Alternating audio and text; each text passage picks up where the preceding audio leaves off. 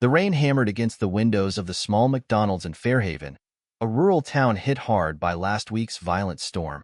The parking lot outside was a mess of fallen branches and scattered debris, and inside, the air was thick with the smell of grease and exhaustion.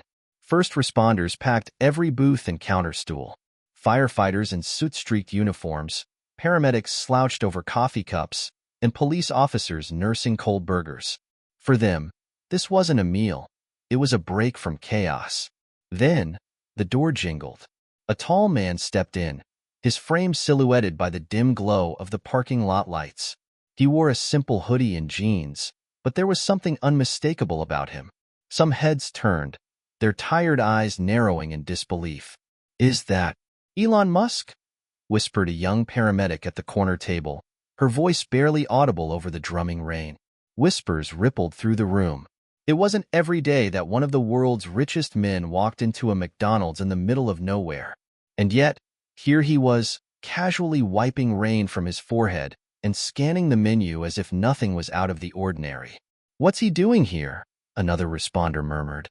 The manager, frozen in shock, didn't greet him. Elon approached the counter, placed a simple order, a black coffee and fries, then turned toward the room of weary faces. He hesitated for a moment, his eyes sweeping across the responders. "Mind if I join you?" he asked, his voice calm but carrying an unmistakable weight. The room fell silent. Everyone stared, unsure whether this was real or some elaborate fever dream born of exhaustion. Aiden, a firefighter sitting closest to the counter, finally cleared his throat and nodded. Sure." Elon walked over, set his tray on the table and sat down. Around him, the room buzzed with an electric mixture of curiosity and confusion. "What brings you out here, Mr. Musk?" Aiden asked, unable to hide the suspicion in his tone. Elon smiled faintly, taking a sip of his coffee. "Let's just say, I needed to see something for myself." There was no elaboration, no explanation. And as the rain continued to pour outside, the responders could only wonder. What did Elon Musk, the man with the resources to change the world, want in their small, battered town? And more importantly, what would he do next? The coffee in Elon's cup was lukewarm, and the fries on his tray had long gone cold, but he didn't seem to notice. He leaned forward, listening intently as Aiden and the other responders recounted their harrowing week.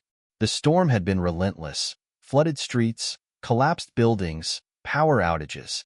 Aiden described how his crew had worked 18-hour shifts pulling people from cars and homes, sometimes barely making it out themselves. Elon nodded, occasionally interjecting with a thoughtful question or comment. To the responders, he seemed oddly genuine. Not the detached billionaire they had imagined, but someone who understood the weight of hard work. "What about you?" Aiden finally asked, breaking the flow of their stories. "What brings you here of all places? Don't you have, I don't know, rockets to build?" The table chuckled nervously, but Elon didn't laugh. Instead, he leaned back, his eyes drifting to the window where the rain still poured. "I grew up in Pretoria, South Africa," he began, his voice steady but distant. "It wasn't exactly a place for dreamers. I was a kid with big ideas, constantly bullied because I didn't fit in.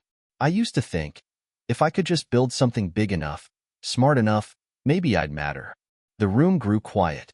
Even the responders who weren't sitting at the table found themselves leaning in, drawn to his words. "I got my first computer when I was 10. I taught myself to code and sold my first software game at 12. But it didn't make me popular. It just made me more of an outsider. When I finally made it to America, I felt like I could breathe for the first time. Like I could finally do something that mattered." He paused, his eyes flickering back to Aiden. "That's the short version," he said with a faint smile. "But I guess I'm here because I owe a lot to small towns like this, to people like you." "People like us?" Aiden asked, raising an eyebrow. "Yeah," Elon said, his tone softening. "Hardworking people who keep everything running. Without you, the rest of us couldn't do what we do." Aiden leaned back in his seat, unsure how to respond. Elon Musk wasn't what he expected. There was no arrogance in his voice, no hint of the larger-than-life persona portrayed in the media. But still, Aiden pressed, Why this town? Why now? Elon hesitated, his gaze dropping to his coffee cup. I had a mentor once, he said finally. Someone who believed in me when no one else did. He's from here. I found out recently that he's not doing so well, and the storm didn't help. There it was. A glimpse into the real reason he was here. The room buzzed with quiet murmurs as the responders processed this revelation. Some were skeptical. What kind of billionaire drops everything to visit an old mentor? But others saw a hint of humanity in Elon's words, a reminder that even the richest man in the world had roots. You said this mentor believed in you, Aiden said. What did he teach you? Elon smiled faintly. That one person's belief in you can change everything. He used to say, if you want to change the world, start by proving you care. The table fell silent again, the weight of those words settling over them. When Elon finally stood to leave, the room seemed reluctant to let him go. He carried his tray to the trash can, nodded to the staff behind the counter, and turned back to the group of responders. You guys are the ones who prove you care every day, he said. Thank you for that. With that, he walked out into the rain, leaving the responders to exchange bewildered glances. What just happened? One of them asked. No idea, Aiden said. But as he stared at the door Elon had just walked through, he couldn't shake the feeling that something bigger was about to happen. As Elon stepped back into his sleek electric SUV, he leaned his head against the headrest and closed his eyes. Memories of his childhood swirled in his mind. His father's cold disapproval, the isolation he felt in school, the sense of inadequacy he carried for so long. He hadn't thought about his old mentor, Mr. Harding, in years. The man had been his physics teacher during his first year in Canada. While others dismissed Elon as an overzealous dreamer, Mr. Harding had encouraged him to think bigger, dream louder. He'd even helped Elon secure his first summer internship at a university research lab, planting the seeds for his later success.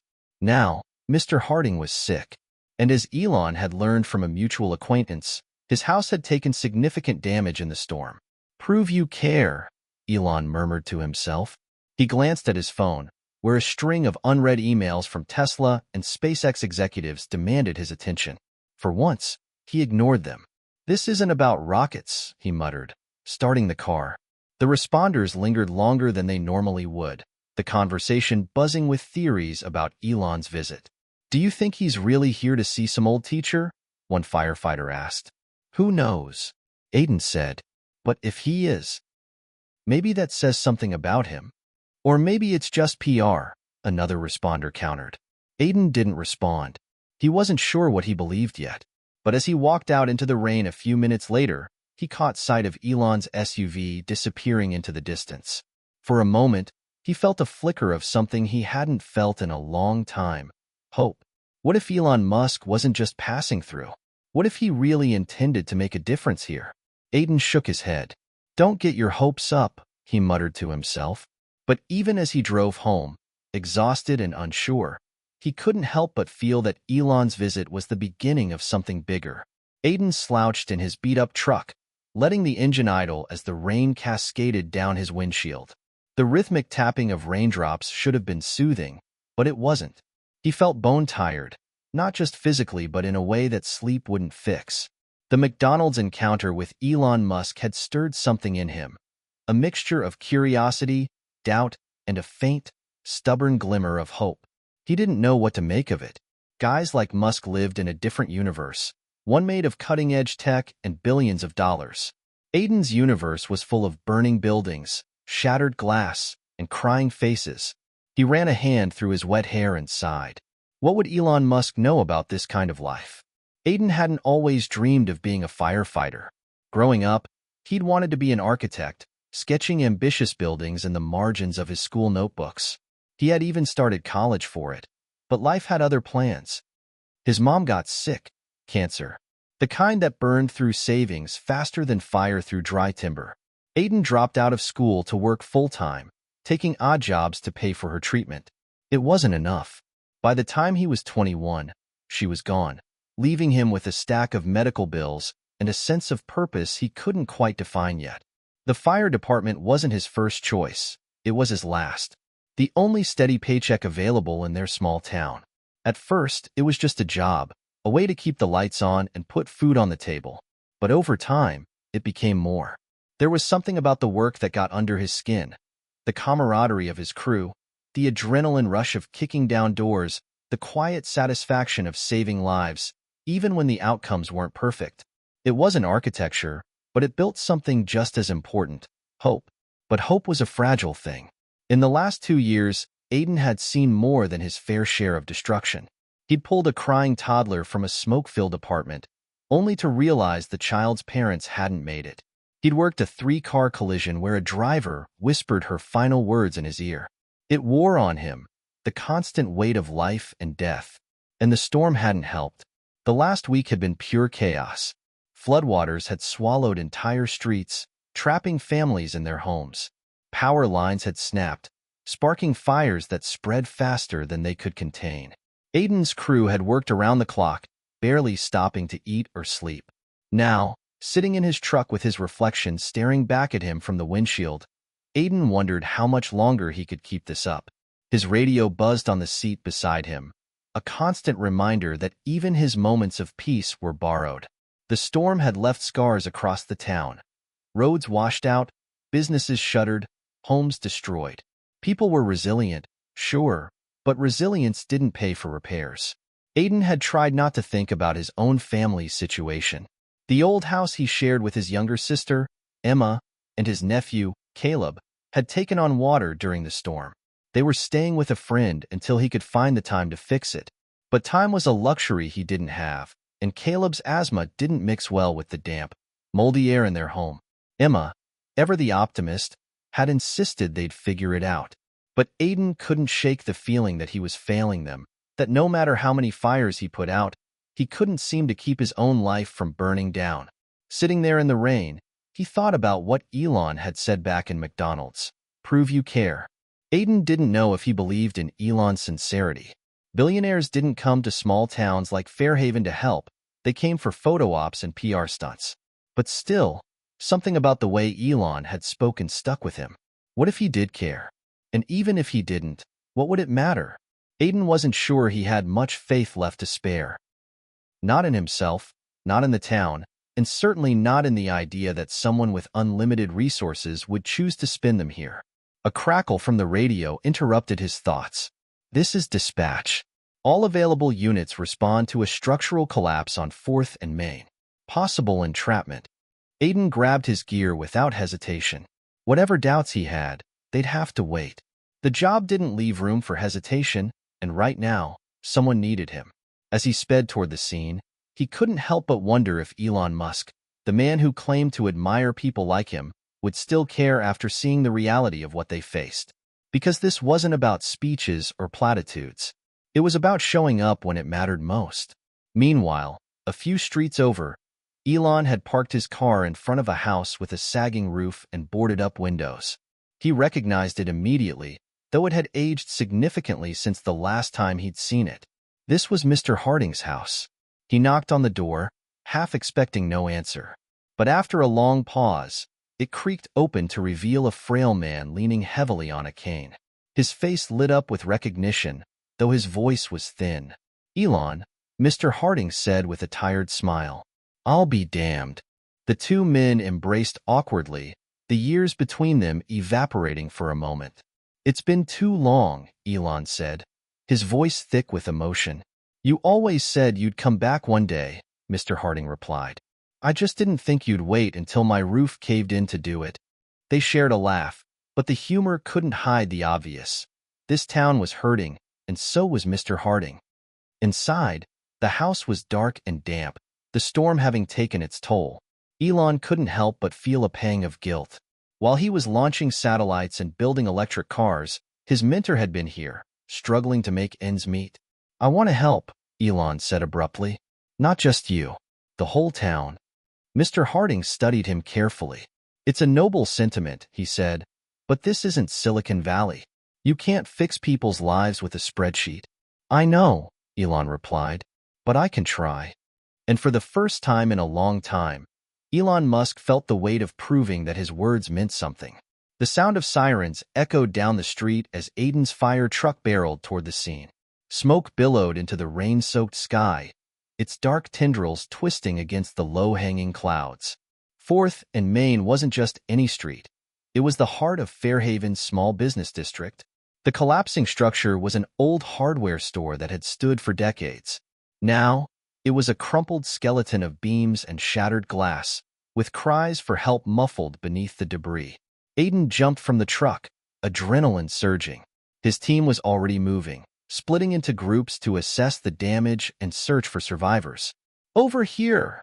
someone shouted, pointing toward a section of the building that had pancaked under the weight of the storm-damaged roof.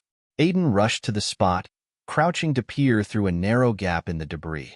Inside, he could just make out the pale, terrified face of a young woman. "We've got one trapped," he called, motioning for the rescue tools. 2 blocks away, Elon Musk sat in his car, scrolling through photos on his phone of the damage from the storm. His conversation with Mr. Harding had left him feeling restless, unsure how to begin making a difference in a town so battered and broken. Then, he heard the sirens. Curiosity and concern flared. Elon pulled out of the driveway and followed the flashing lights to 4th and Main, his heart sinking as he took in the scene. The devastation was worse than anything he'd seen in the photos. He parked a safe distance away and got out, his hoodie doing little to shield him from the rain. Emergency personnel were everywhere, shouting orders, moving equipment. Among the chaos, he spotted a familiar figure, Aiden, the firefighter from McDonald's, barking instructions to his team. For a moment, Elon hesitated. He wasn't a first responder. He wasn't trained for this. But something about the sheer desperation on Aiden's face compelled him to step closer.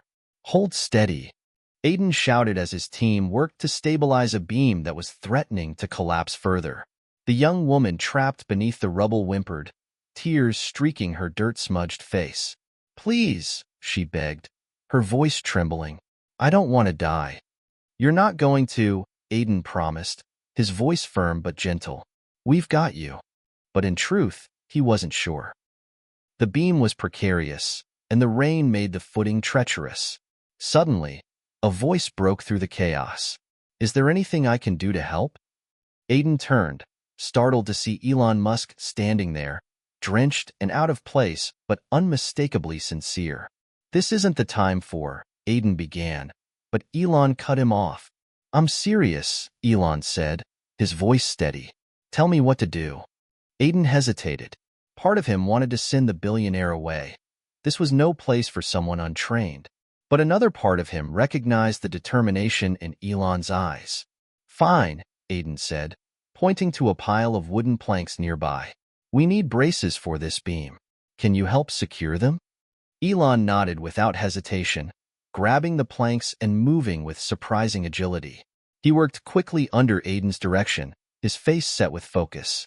As the minutes ticked by, the team managed to stabilize the beam enough to create an opening. Aiden squeezed through, reaching the young woman and carefully guiding her out. Cheers erupted as she emerged, shaken but alive. The paramedics whisked her away, leaving Aiden and his team to collapse against the wreckage, catching their breath.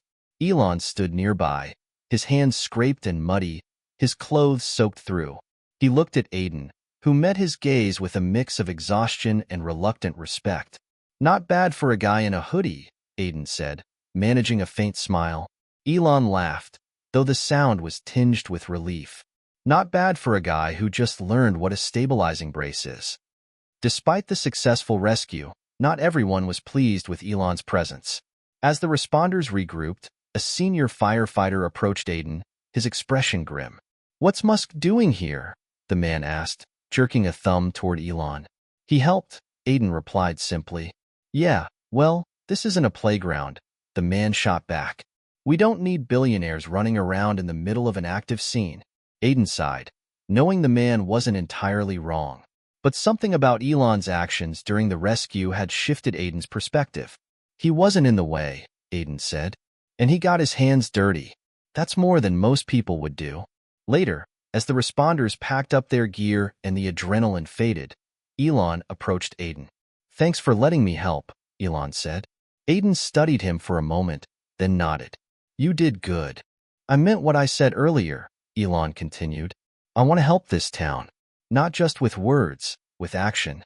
Aiden folded his arms, skepticism creeping back in. That's a nice idea, but Fairhaven isn't a charity project. We need real solutions, not band-aids. That's exactly what I want to offer, Elon said. Solutions. But I need to understand the problem first. People like you can help me do that. Aiden shook his head, a bitter laugh escaping. You think you can just show up and fix everything? It's not that simple. I know it's not simple, Elon replied, his tone firm but not defensive. But it has to start somewhere. The two men stood there in the rain, the tension between them thick. Finally, Aiden sighed. If you're serious about this, he said, then prove it. Don't just show up for the cameras. Stick around. See what it's really like here. Elon extended a hand. Deal. Aiden hesitated, then shook it. As the rain continued to fall, both men knew this was only the beginning. The challenges ahead would test them in ways neither could fully anticipate. But for the first time, Aiden felt a flicker of something he hadn't allowed himself to feel in a long time. Cautious optimism. The morning after the rescue at 4th and Main, Fairhaven buzzed with news of the incident. Word had spread quickly, not just about the building collapse, but about the unexpected appearance of Elon Musk, who had helped pull someone from the rubble. For a town struggling to recover from the storm, the story was a bright spot. But for some, it also raised questions. Why was Musk in Fairhaven? What did he want? And what, if anything, could he actually do to help? Aiden woke to the smell of damp wood and mildew. His temporary lodging at a friend's house was far from ideal, but it beat staying in his own storm-damaged home. Emma and Caleb were already up, the quiet hum of the TV filling the small living room. You okay, big brother? Emma asked as he shuffled in, nursing a cup of lukewarm coffee. Yeah, Aiden replied automatically, though his body ached from the long night. How's Caleb? Emma smiled faintly. Better today. He's still coughing, but not as bad as yesterday. Aiden nodded, guilt gnawing at him. He knew the mold in their house was the root of Caleb's worsening asthma. Fixing it wasn't just a priority, it was a necessity. Did you hear the buzz around town? Emma asked, her tone light. People are saying Elon Musk might actually help rebuild Fairhaven. Aiden groaned. Don't get your hopes up. He's here for, I don't know, PR, maybe? Emma raised an eyebrow. You don't sound so sure. I'm not, Aiden admitted. But I've seen guys like him before. Big promises, little follow-through. Well, Emma said with a shrug, maybe this time's different. You said he helped last night, didn't he? Aiden didn't reply. Instead, he stared into his coffee, wondering if she might be right. At the edge of town, Elon sat at a small wooden table in the corner of the only coffee shop still open after the storm. His laptop was open, a spreadsheet full of numbers glowing on the screen. Beside him was a notepad covered in messy sketches and scribbled ideas. He wasn't alone for long. Mind if I join you? Elon looked up to see Mayor Phillips, a tall, wiry man in his mid-50s with a face lined by years of worry and effort. Elon gestured toward the chair opposite him. I hear you've been busy, the mayor said, sitting down. Elon smiled faintly. Depends on who you ask. Some people think I shouldn't have been there at all last night. And what do you think? I think I did what I could in the moment, Elon said simply. The mayor leaned back, studying him. You don't strike me as someone who just shows up to do what he can. You've got bigger plans, don't you? Elon hesitated, then nodded. I want to help rebuild Fairhaven. Not just patch things up, but make it better, stronger, more resilient. The mayor frowned. That's a tall order. We've been struggling for years, even before the storm.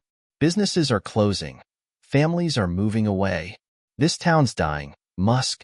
And it's going to take more than good intentions to save it. Good intentions are where it starts, Elon countered. But I'm talking about action. Infrastructure, renewable energy, education, things that will give Fairhaven a real shot at thriving again. The mayor shook his head, skeptical. And why here? Out of all the places you could throw your resources, why pick this little town in the middle of nowhere? Elon's gaze drifted to the window, where the damaged streets of Fairhaven stretched out before him. Let's just say this town means more to me than you think. And I'm not here to talk. I'm here to do.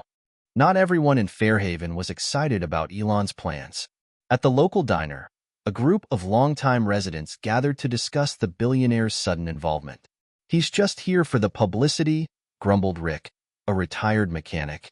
"Billionaires don't care about towns like ours. They care about their image."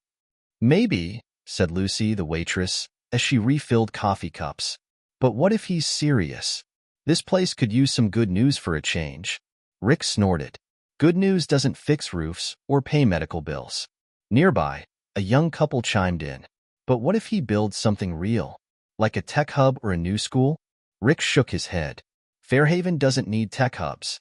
We need jobs for real people. Farmers, builders, factory workers, not coders and engineers." The debate reflected a larger divide in the town. Hope versus skepticism, progress versus preservation. Elon's presence was stirring up more than just curiosity. It was challenging Fairhaven to rethink its identity. Later that day, Aiden found himself face-to-face with Elon again. The billionaire had shown up at the fire station unannounced, a sheepish grin on his face as he approached Aiden. "Thought I'd stop by," Elon said. Aiden crossed his arms, eyeing him warily. "What for?" "To learn," Elon replied. "I need to understand what people here are really dealing with, what they need most." Aiden raised an eyebrow. "And you think we're just going to hand over our sob stories?" "Not if you don't want to," Elon said easily. "But I figured I'd start with the people who know this town best. Like you." Aiden sighed, torn between irritation and intrigue. "Fine. You want to know what we need? We need homes that don't flood every time it rains, roads that don't crumble, jobs that pay enough to survive. Think you can handle that?" Elon didn't flinch. "Yes." The sheer confidence in his answer caught Aiden off guard. "And how are you going to do all that?" Aiden pressed. "One step at a time," Elon replied, "starting with listening." For the first time, Aiden allowed himself to consider the possibility that Elon wasn't just here for show. Maybe, just maybe, he was serious about making a difference. That evening, Elon held an impromptu town hall at the high school gymnasium. Word spread quickly, and despite the short notice, dozens of residents showed up, curious to hear what he had to say. Elon stood in front of the crowd, his hands tucked into his hoodie pockets, looking more like a college professor than a billionaire. "I'm not here to tell you what's wrong with Fairhaven," he began. "You already know. I'm here to ask how we can fix it together." The room was silent for a moment, then erupted into a cacophony of voices. People shouted suggestions, complaints, and questions, their emotions raw and unfiltered. Through it all, Elon listened, scribbling notes on a yellow legal pad. When the meeting ended, he promised to return with a plan. A real plan, built on their input. Whether the town believed him or not was another matter. But as the residents filed out of the gym, some whispered to each other with cautious hope. For the first time in years, Fairhaven felt like it might have a future. The day after the town hall, Elon Musk woke up before dawn. He had slept in a small room at a local inn, its walls decorated with faded floral wallpaper that had likely been there for decades. The mattress was lumpy, the heating inconsistent, and yet, Elon felt oddly invigorated. He opened his laptop and began laying out a framework for Fairhaven's revitalization. The feedback from the town hall was fresh in his mind: jobs, housing, infrastructure. The problems were clear, but the solutions would require creativity, cooperation, and money. A lot of it. Elon smirked at the last part. If there was one thing he didn't lack, it was resources. Meanwhile, Aiden was at the firehouse, cleaning gear from the night before. His coworkers had been buzzing all morning about Elon's visit. "You really think he's serious?" one of them asked, tossing a wet hose onto the drying rack. Aiden shrugged. "He seems serious, but talk is cheap." The captain walked in, his voice sharp. "Aiden, you've got a visitor." Aiden frowned, setting down the hose. He followed the captain to the front, where Elon stood, looking oddly out of place in his hoodie and sneakers amid the rugged, soot-stained surroundings of the firehouse. "Aiden," Elon greeted. "Mind if we talk?" Aiden hesitated but nodded, leading Elon outside. The morning air was crisp, the sky a pale shade of blue. "What's this about?" Aiden asked, crossing his arms. I'm putting together a plan, Elon said, and I want you on the team. Aiden raised an eyebrow. Team? Elon nodded. I'm building a task force to help guide this project. People from the town. People who know what's really going on here. I want you to be part of it. Aiden laughed, though there was no humor in it. You think I have time for that? I'm already juggling enough just trying to keep my family afloat. That's exactly why I need you, Elon said. You're in the thick of it. You understand the challenges better than anyone. And what's in it for me? Aiden asked, his tone guarded. A chance to change things, Elon replied. Not just for you, but for everyone in Fairhaven. Aiden looked at him for a long moment, then sighed. I'll think about it. By the end of the week, Elon had assembled a small group of locals to form the Fairhaven Revitalization Task Force. In addition to Aiden, who reluctantly agreed to join, it included Emma Harding, a high school teacher passionate about education, Rick Santos, the gruff but practical retired mechanic, and Lucy Parker, the diner waitress with a knack for connecting people. Their first meeting was held in the back room of the diner, the smell of coffee and bacon lingering in the air. All right, Elon began, setting his laptop on the table.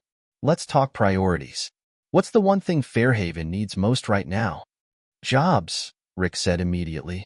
Housing, Emma countered. People can't live in places that are falling apart. Both are tied to infrastructure, Aiden added. The roads are a mess, and the storm made everything worse. Fixing that has to come first. Lucy chimed in. And don't forget the small businesses. They're the backbone of this town, and most of them are barely hanging on. Elon nodded, typing furiously as he listened. All right. Jobs, housing, infrastructure, small businesses. That's our starting point.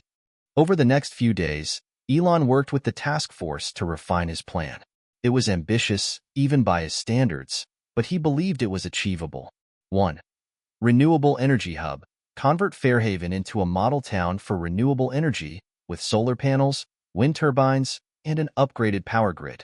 The project would not only provide clean energy, but also create jobs in construction and maintenance. 2. Affordable housing initiative. Partner with local builders to repair storm-damaged homes and construct new, affordable housing units. 3. Infrastructure overhaul. Repair roads, bridges, and drainage systems to make the town more resilient against future storms. 4. Small business support. Establish a grant program to help local businesses recover and expand, with a focus on sustainable practices. 5. Education and training. Launch programs at the high school and community center to teach skills needed for renewable energy jobs, giving locals the opportunity to work on the very projects transforming their town. Not everyone in Fairhaven was on board with Elon's vision. At another town meeting, held in the high school gymnasium, the skepticism was palpable. This all sounds great on paper, one resident said, but how do we know it's not just another pipe dream? We've been burned before. Elon stepped forward, his voice calm but firm. I understand your hesitation. Change is hard, and trust doesn't come easily. That's why I'm not asking you to trust me right away. I'm asking you to watch what we do and hold us accountable. Another resident, an older woman with a sharp gaze, stood up. What happens if you fail? Do you just leave us worse off than we started? I won't fail, Elon said simply, because this isn't just about me. It's about all of us. And if you're willing to work with me, we can make Fairhaven a place we're all proud of. The room was silent for a moment, then a smattering of applause broke out. It wasn't unanimous, but it was a start.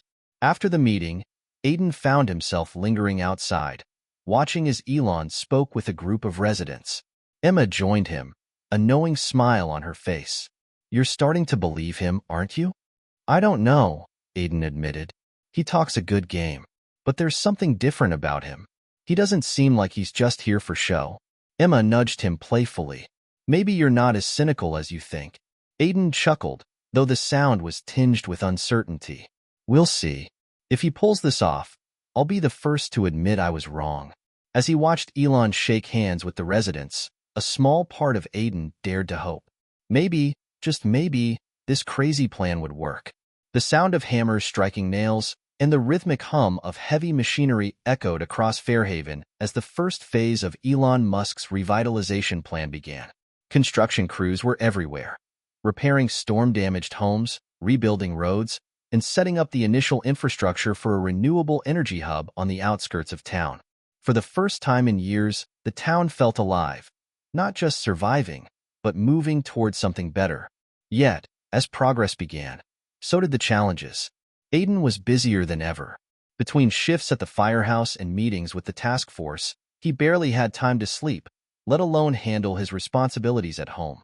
One afternoon, as he inspected repairs on his storm-damaged house, Emma approached, her brow furrowed. "You're spreading yourself too thin," she said. "You can't do everything, Aiden." "I don't have a choice," Aiden replied, tightening the straps on his tool belt. "The house needs to be livable, and Caleb needs a stable place to recover." Emma crossed her arms. "And what happens if you burn out? Or worse, get hurt?" Aiden sighed, running a hand through his hair. "I'll be fine." But the weight of his responsibilities was starting to show, and Emma knew it. While most of the town welcomed the changes, a vocal minority remained resistant. Rick Santos, the retired mechanic on the task force, had become one of Elon's most outspoken critics. During a meeting in the diner's back room, Rick slammed his hand on the table. "You're moving too fast, Musk. We're not some experiment for you to tinker with." Elon remained calm, leaning forward with his hands clasped. "Rick, this isn't an experiment. It's a plan. And the sooner we get things moving, the sooner people can start seeing results." "Yeah? And what happens if it all falls apart?" Rick shot back. "What happens when the money runs out? Or the town can't keep up with the fancy new systems you're building?" Elon met Rick's gaze. "It's not going to fall apart. We're building systems that will sustain themselves. But I need your help to make sure we get it right." Rick grumbled, but didn't argue further. Deep down, he wanted to believe in the plan. He just wasn't ready to admit it. At the local high school, Emma was overseeing the first session of a new training program Elon had funded. A dozen students and young adults were learning the basics of solar panel installation and maintenance, their enthusiasm palpable. "This is amazing," Emma said as she watched one student successfully wire a panel to a battery pack. Elon, who had stopped by to observe, smiled. "It's a start. The more skilled workers we have, the more jobs we can create, not just here, but in towns like Fairhaven all over the country." Emma nodded. "You know, I wasn't sure about you at first, but seeing this, it's hard not to be optimistic." "That's the idea," Elon replied, his tone light but earnest. Late one evening, Aiden returned home to find his house looking more like a home. Volunteers from the community, coordinated by Elon's team, had come together to patch the roof, clean out the mold, and repaint the walls. As Aiden stood in the doorway, taking it all in, Caleb ran up to him, his face lit with excitement. "Look, Aiden," Caleb said, pointing to his freshly painted bedroom. "It's blue, just like I wanted." Aiden crouched down, pulling Caleb into a hug. "It's perfect, buddy." Emma appeared behind him, her arms crossed but a smile on her face. "Told you things would get better." For the first time in weeks, Aiden felt a flicker of hope. Maybe Fairhaven wasn't doomed after all. Despite the progress, not everything went smoothly. One evening, a group of workers discovered that vandals had damaged several pieces of equipment at the renewable energy site. When Elon arrived to assess the situation, he found Aiden already there, inspecting the damage. "Looks like someone's not happy about the changes," Aiden said, gesturing to a toppled wind turbine prototype. Elon frowned but didn't seem surprised. Resistance is part of the process. Not everyone likes change, even if it's for the better. "So what now?" Aiden asked. Elon smirked. "We fix it, and we keep going." The vandalism turned out to be a rallying point for the town. The next day, dozens of residents showed up at the renewable energy site, offering to help repair the damage. "Fairhaven's tougher than it looks," Lucy said as she handed out water bottles to the volunteers. Elon watched the scene unfold, a rare look of quiet satisfaction on his face. For all the skepticism and setbacks, this was exactly what he had hoped to see. A community coming together to build something better. By the end of the month, the first solar arrays were operational, and the repaired homes were ready for their owners to move back in. At a ribbon-cutting ceremony in the town square, Elon stood alongside the mayor, the task force, and dozens of residents. "This isn't just about fixing what was broken," Elon said, addressing the crowd. "It's about building something new, something that will last." The crowd erupted into applause, their enthusiasm infectious. For Aiden, standing with Emma and Caleb at his side, the moment was bittersweet. There was still so much work to do, but for the first time in a long time, he felt like they were moving in the right direction. And for Elon, it was a reminder of why he had come to Fairhaven in the first place. This wasn't just a project, it was a mission, and he wasn't going to stop until it was complete. The momentum in Fairhaven was undeniable. The first wave of homes repaired, solar panels gleaming in the sunlight, and infrastructure improvements underway were tangible signs of progress. Yet, as the town began to heal physically, deeper emotional and social wounds surfaced. One evening, after another long day juggling firehouse duties and task force meetings, Aiden arrived home to find Caleb sitting alone at the kitchen table. A half-finished drawing lay in front of him, a set of crayons scattered across the surface. "What's this?" Aiden asked, dropping his bag by the door and taking a seat. Caleb pushed the drawing toward him. It was a picture of their old home, with a stick figure of their mother smiling in the window. "I miss her," Caleb said softly, his voice barely above a whisper. Aiden's chest tightened. "I know, buddy. I miss her too." The storm that had ravaged Fairhaven hadn't just destroyed homes, it had taken lives. Their mother had been one of the casualties, and no amount of rebuilding could erase that loss. "You think she'd like the new house?" Caleb asked, his wide eyes filled with hope. Aiden swallowed the lump in his throat and nodded. "She'd love it, and she'd be proud of you for being so strong." At the next task force meeting, Rick Santos arrived late, his mood as stormy as the weather outside. "Sorry I'm late," he muttered, taking a seat and crossing his arms. Elon glanced up from his notes. "Everything all right?" "Fine," Rick snapped, though the tension in his voice suggested otherwise. The meeting moved forward, but Rick's sour demeanor lingered. When the topic turned to the expansion of the renewable energy hub, he couldn't hold back. "You're putting all this money into solar panels and wind turbines, but what about the people who've been here for decades? The folks who've been holding this town together while everyone else gave up?" The room fell silent. "We're not forgetting anyone," Elon said, his tone measured. "This plan is about lifting everyone up." Rick shook his head. "Easy for you to say.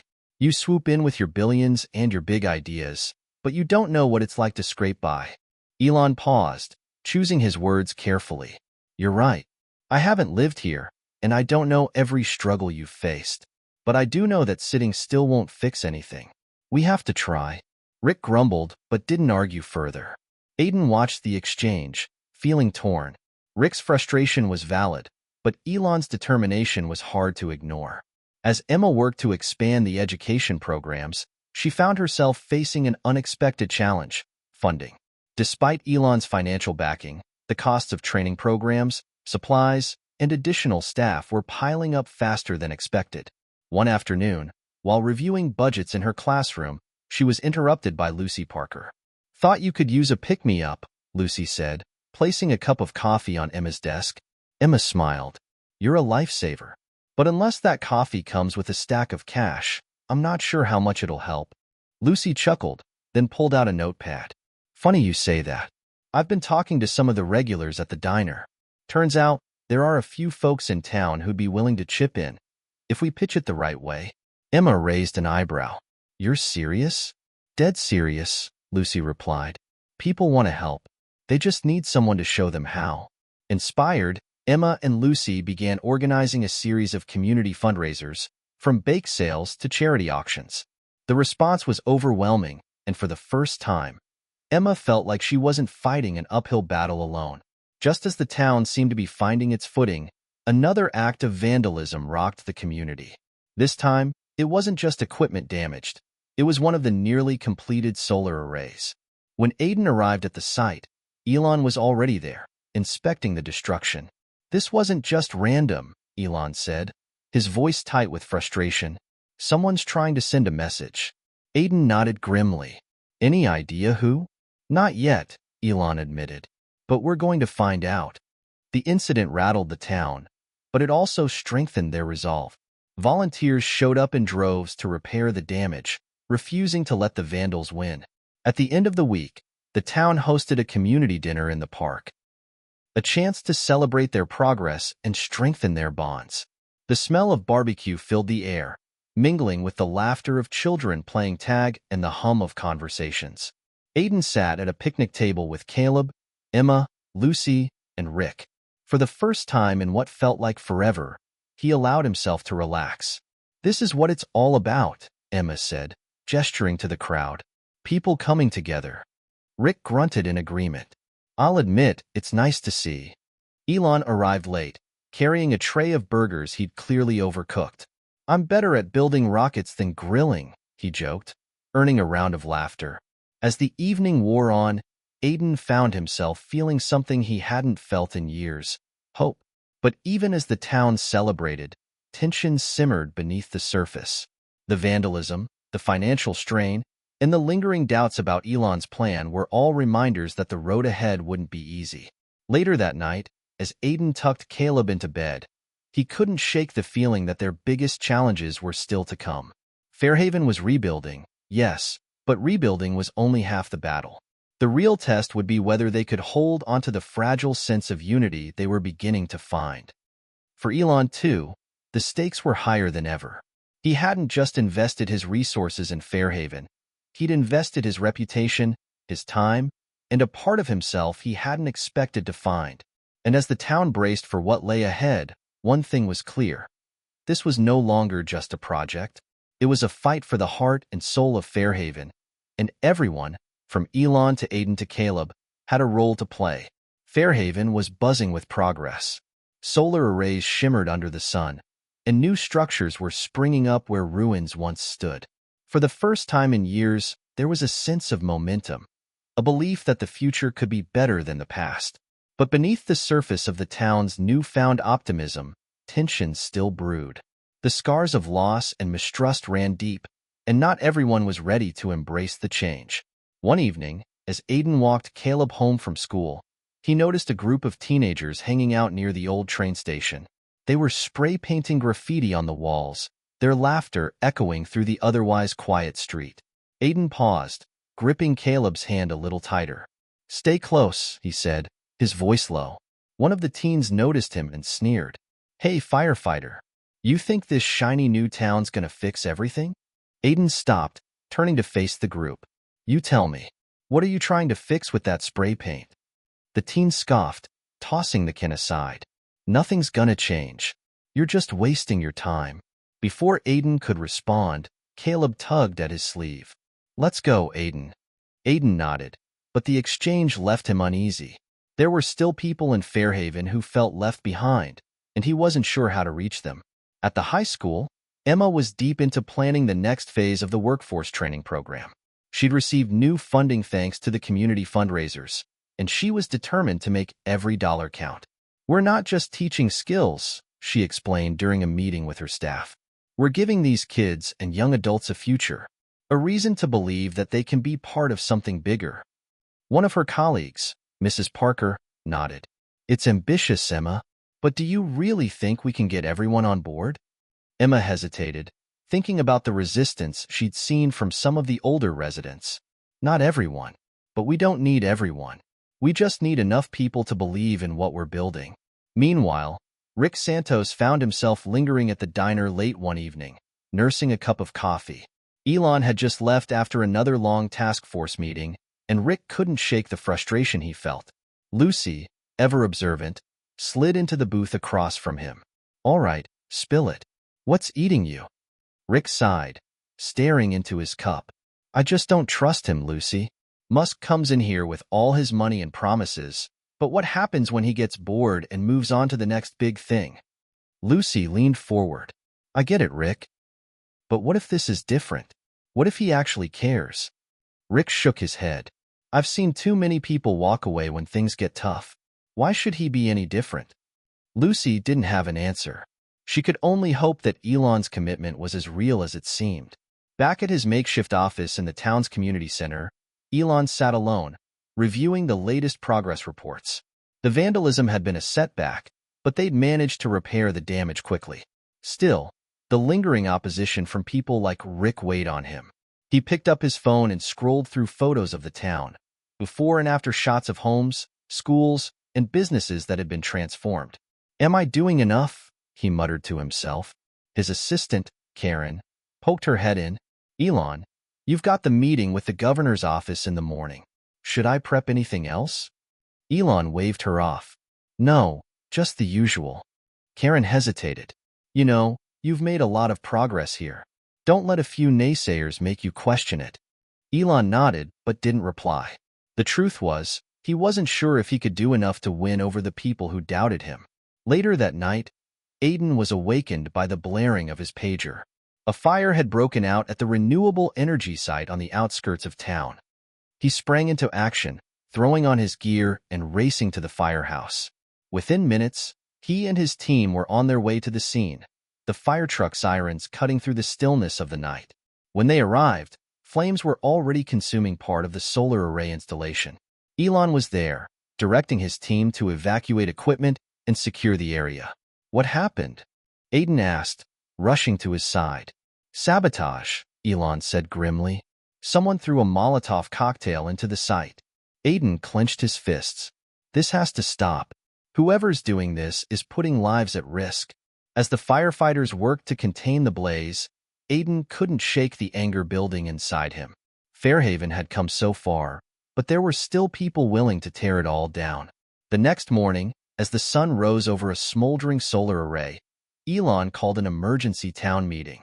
The residents gathered in the town square, their faces a mix of concern and determination.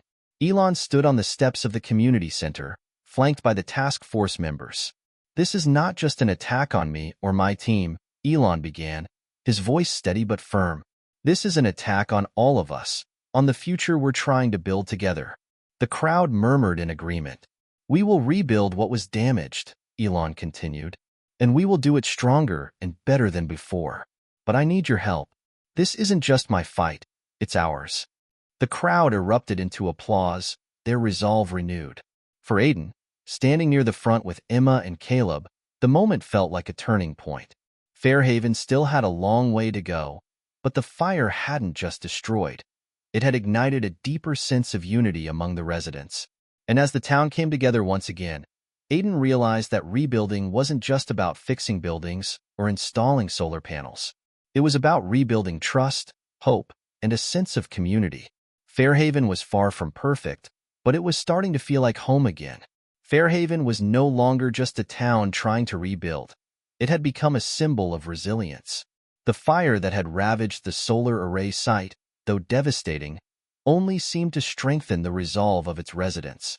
Elon's rallying speech had sparked something in the town, a collective sense of purpose that, for the first time, began to feel like real change was within reach. But as the recovery effort gained momentum, old wounds resurfaced. The town was not as united as it appeared. Hidden behind the surface of progress were rifts that, if left unchecked, could tear everything apart. The morning after the town meeting, Aiden found himself staring at the smoldering wreckage of the solar site. The firefighters had done their best to contain the damage, but the fire had left more than just physical scars. It had brought up memories of past battles he'd fought and lost. He stood there for a moment, his thoughts drifting to the night of the storm, to the moment he had lost his wife. The way she had been swept away, helpless in the flood of water that consumed everything in its path. His breath caught in his throat as a voice interrupted his reverie. "Everything all right, Aiden?" It was Emma, approaching cautiously, her eyes filled with concern. "Yeah," Aiden replied, trying to shake off the feeling. "Just thinking about everything." Emma stood next to him, her gaze fixed on the damage. "I know it's hard. We all lost so much." Aiden nodded. "But we're doing something now. Something that matters. I just hope it's enough." Emma placed a hand on his shoulder. "It is. We're rebuilding, Aiden. And we're not doing it alone." Despite the optimism surrounding the rebuilding efforts, not everyone in town shared Emma's faith. Rick, in particular, had grown increasingly vocal about his concerns. At the next task force meeting, The tension in the air was palpable. "This project is costing us more than we can afford," Rick said, slamming his fist onto the table. "And I'm not just talking about money. This is tearing our community apart." Elon looked up, his expression calm but firm. "I disagree, Rick. We're bringing jobs, infrastructure, and opportunity. Yes, it's hard, but this is the future of Fairhaven." Rick scoffed. "The future?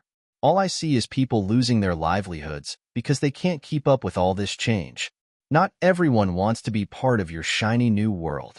Aiden leaned forward, his voice cutting through the tension. "We're not ignoring the past, Rick. We're honoring it by trying to build something better. But we can't let fear hold us back." Clara Franklin, a woman in her early 60s, stared down at her hands, clearly troubled. "I've lived here all my life. My father built this house with his own hands. But now it feels like everything is slipping away. People come in from the outside, promising things that might sound good, but I don't see how they can fix what's broken in this town. And I'm scared. What about my kids and grandkids? Will they be pushed out when the new Fairhaven becomes too expensive for us?" Lucy nodded. She had heard similar fears from others, but Clara's words hit home. The fear of being left behind, of being priced out of a town they had built, was real. "You don't have to worry about that," Lucy said earnestly. "I'm working with the task force to make sure that the changes we're making benefit everyone. We're not here to push people out. We're here to make sure everyone has a place, whether you're working in tech, in the fields, or running a local diner." Clara looked skeptical. "I don't see how that's possible." "It's a process," Lucy replied. "But I promise you, I'll make sure your voice is heard in every decision. Fairhaven isn't just Elon's vision, it's all of ours. We all have a stake in it." Clara's eyes softened slightly, though her expression remained cautious. "We'll see, Lucy. We'll see." Despite the growing movement toward unity, Aiden was struggling. The fire at the solar array site still haunted him. The sight of the flames consuming something that represented hope for the future was a stark reminder of how fragile their progress was. And the more he thought about it, the more he realized that there were still those who would fight tooth and nail to keep things as they were. People like Rick, who seemed unable to let go of the past. One evening, as he stood on the porch of his small home, Aiden reflected on the journey that had brought him here. He had come to Fairhaven with high hopes. Hopes that the town could rise from the ashes of its history, that the pain and loss could be transformed into something better. But as the challenges mounted, he began to wonder if it was all too much. What if they couldn't bridge the gap between old and new? What if the divisions were too deep, too ingrained? His phone buzzed in his pocket, snapping him out of his thoughts. It was a message from Elon. "Can we meet tomorrow? I need to talk to you." Aiden hesitated for a moment before typing back, "Sure. What about?" Elon's reply was almost immediate. "Just everything." The next morning, Aiden met Elon at a local cafe, a quiet spot where they could talk without distractions. Elon was already seated, a cup of coffee in front of him, his usual confident demeanor slightly subdued. "I've been thinking a lot," Elon began, "about Fairhaven, about what I'm doing here. And honestly, I'm beginning to question if it's all worth it." Aiden raised an eyebrow. "What do you mean?" Elon leaned back in his chair, his gaze focused somewhere in the distance. "I came here with this grand vision of rebuilding a town, giving people a future they could believe in. But now I see the cracks, the resentment, the fear, the anger. People don't just want change. They want everything to stay the same, even if that means nothing gets better." Aiden nodded, understanding all too well. "You're not wrong. Change is hard. And it's even harder when you're trying to force it on people who don't see it the same way." Elon took a deep breath, looking at Aiden with a mixture of frustration and weariness. "I thought I could come in here and just make things better. But maybe I was naive." "You weren't naive," Aiden said firmly. "But you can't force people to believe in something they don't understand. Change has to come from within, and sometimes that takes longer than we want it to." Elon smiled faintly. "I guess I've never been the most patient guy." Aiden chuckled. "No kidding. But I think you'll find that patience is going to be your biggest ally here." As the tension in the town continued to simmer, Rick decided to take matters into his own hands. He had been speaking out more frequently at town meetings, rallying those who were still skeptical of Elon's plans.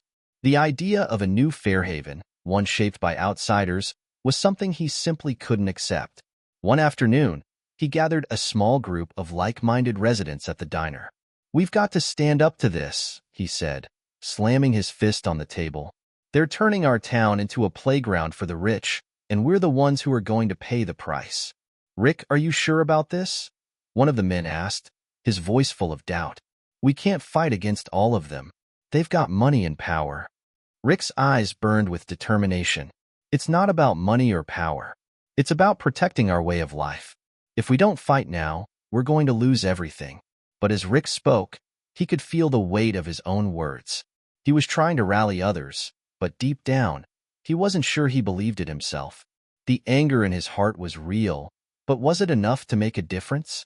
Or was he simply resisting change for the sake of resistance? As the days wore on, the tension between the opposing sides of Fairhaven continued to build. But something was beginning to change.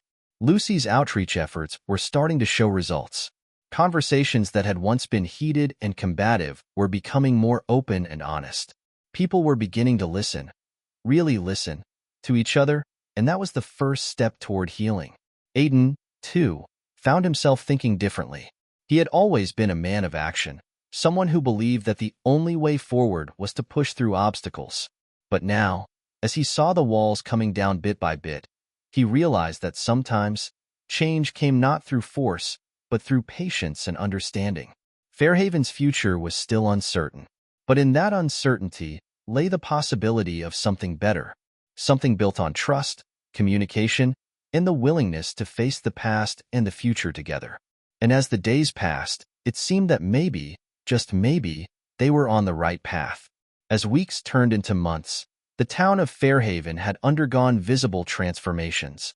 Roads were being repaired, new businesses had begun to open, and the foundation of the solar array was taking shape again, this time with added security measures to prevent any future disasters.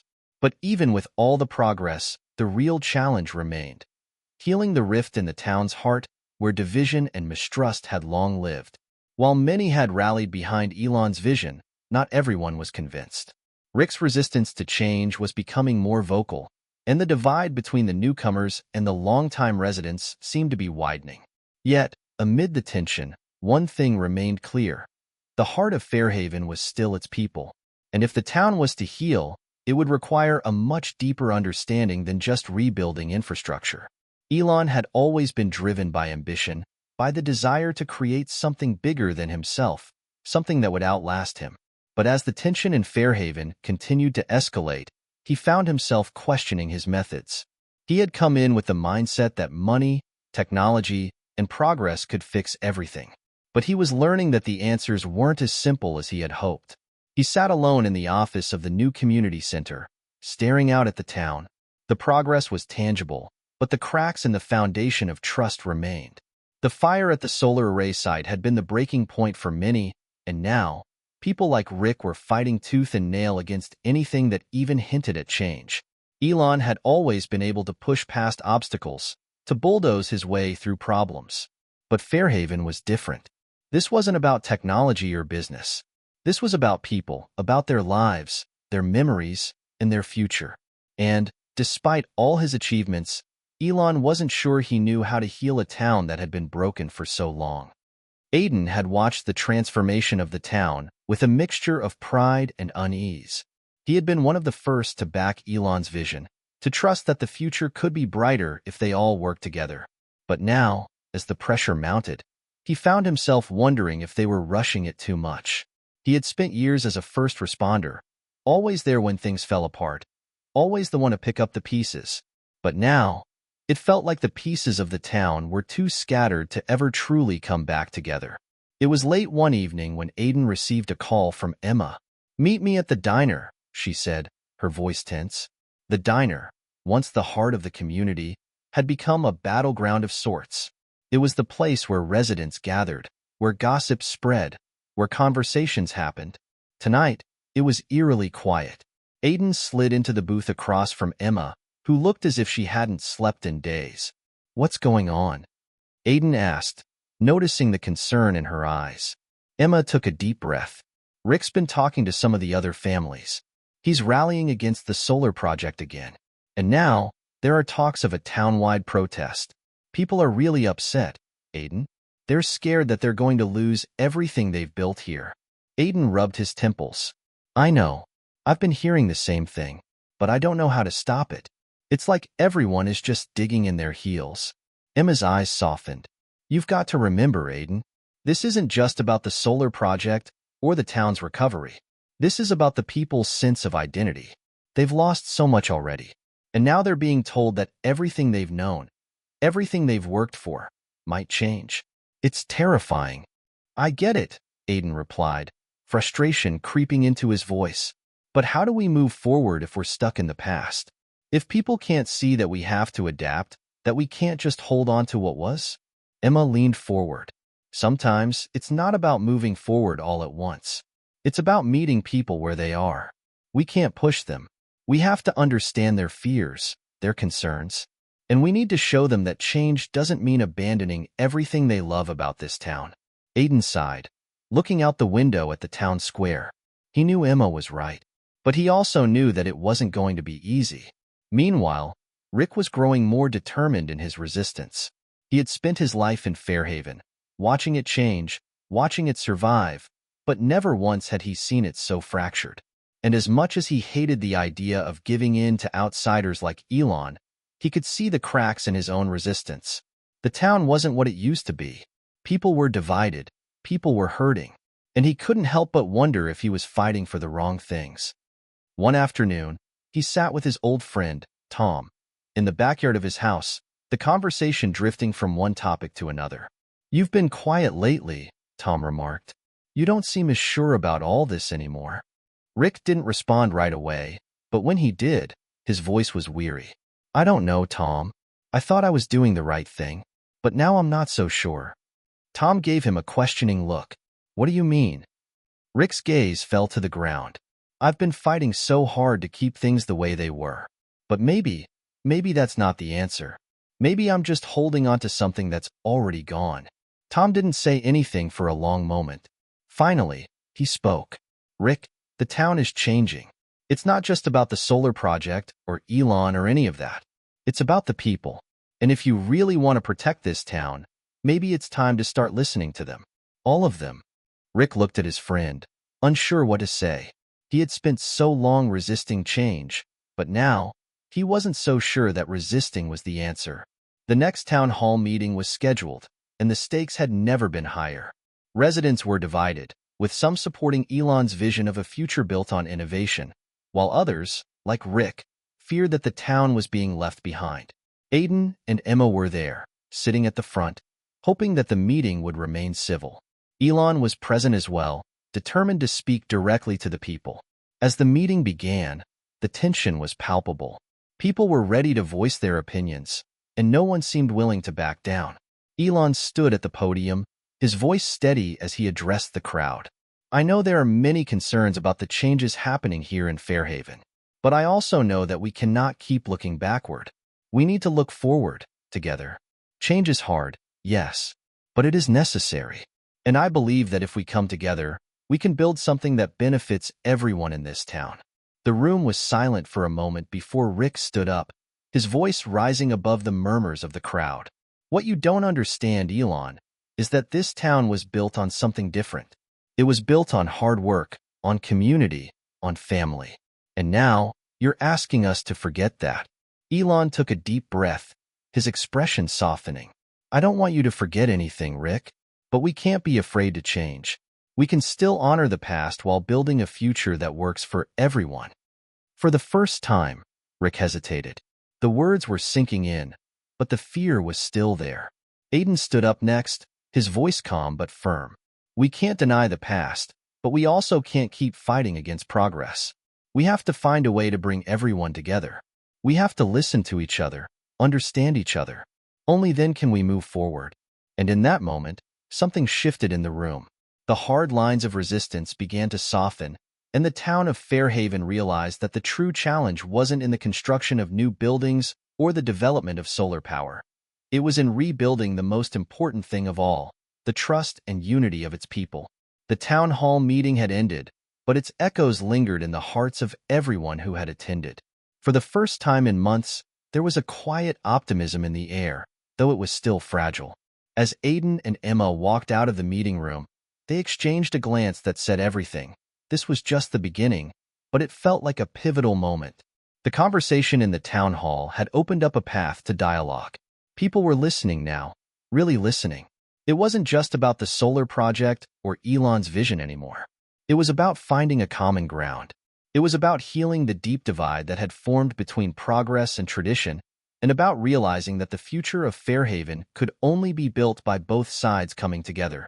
That night, Rick found himself sitting alone in his favorite chair by the window, staring out at the town square. The lights of the town glimmered softly, but they seemed distant to him. The fear he had carried for so long was still there, but now it was tangled with doubt. Had he been fighting for the right things all along? Was it possible to change without losing what made Fairhaven special? A knock at the door pulled Rick from his thoughts. When he opened it, he was surprised to see Aiden standing there.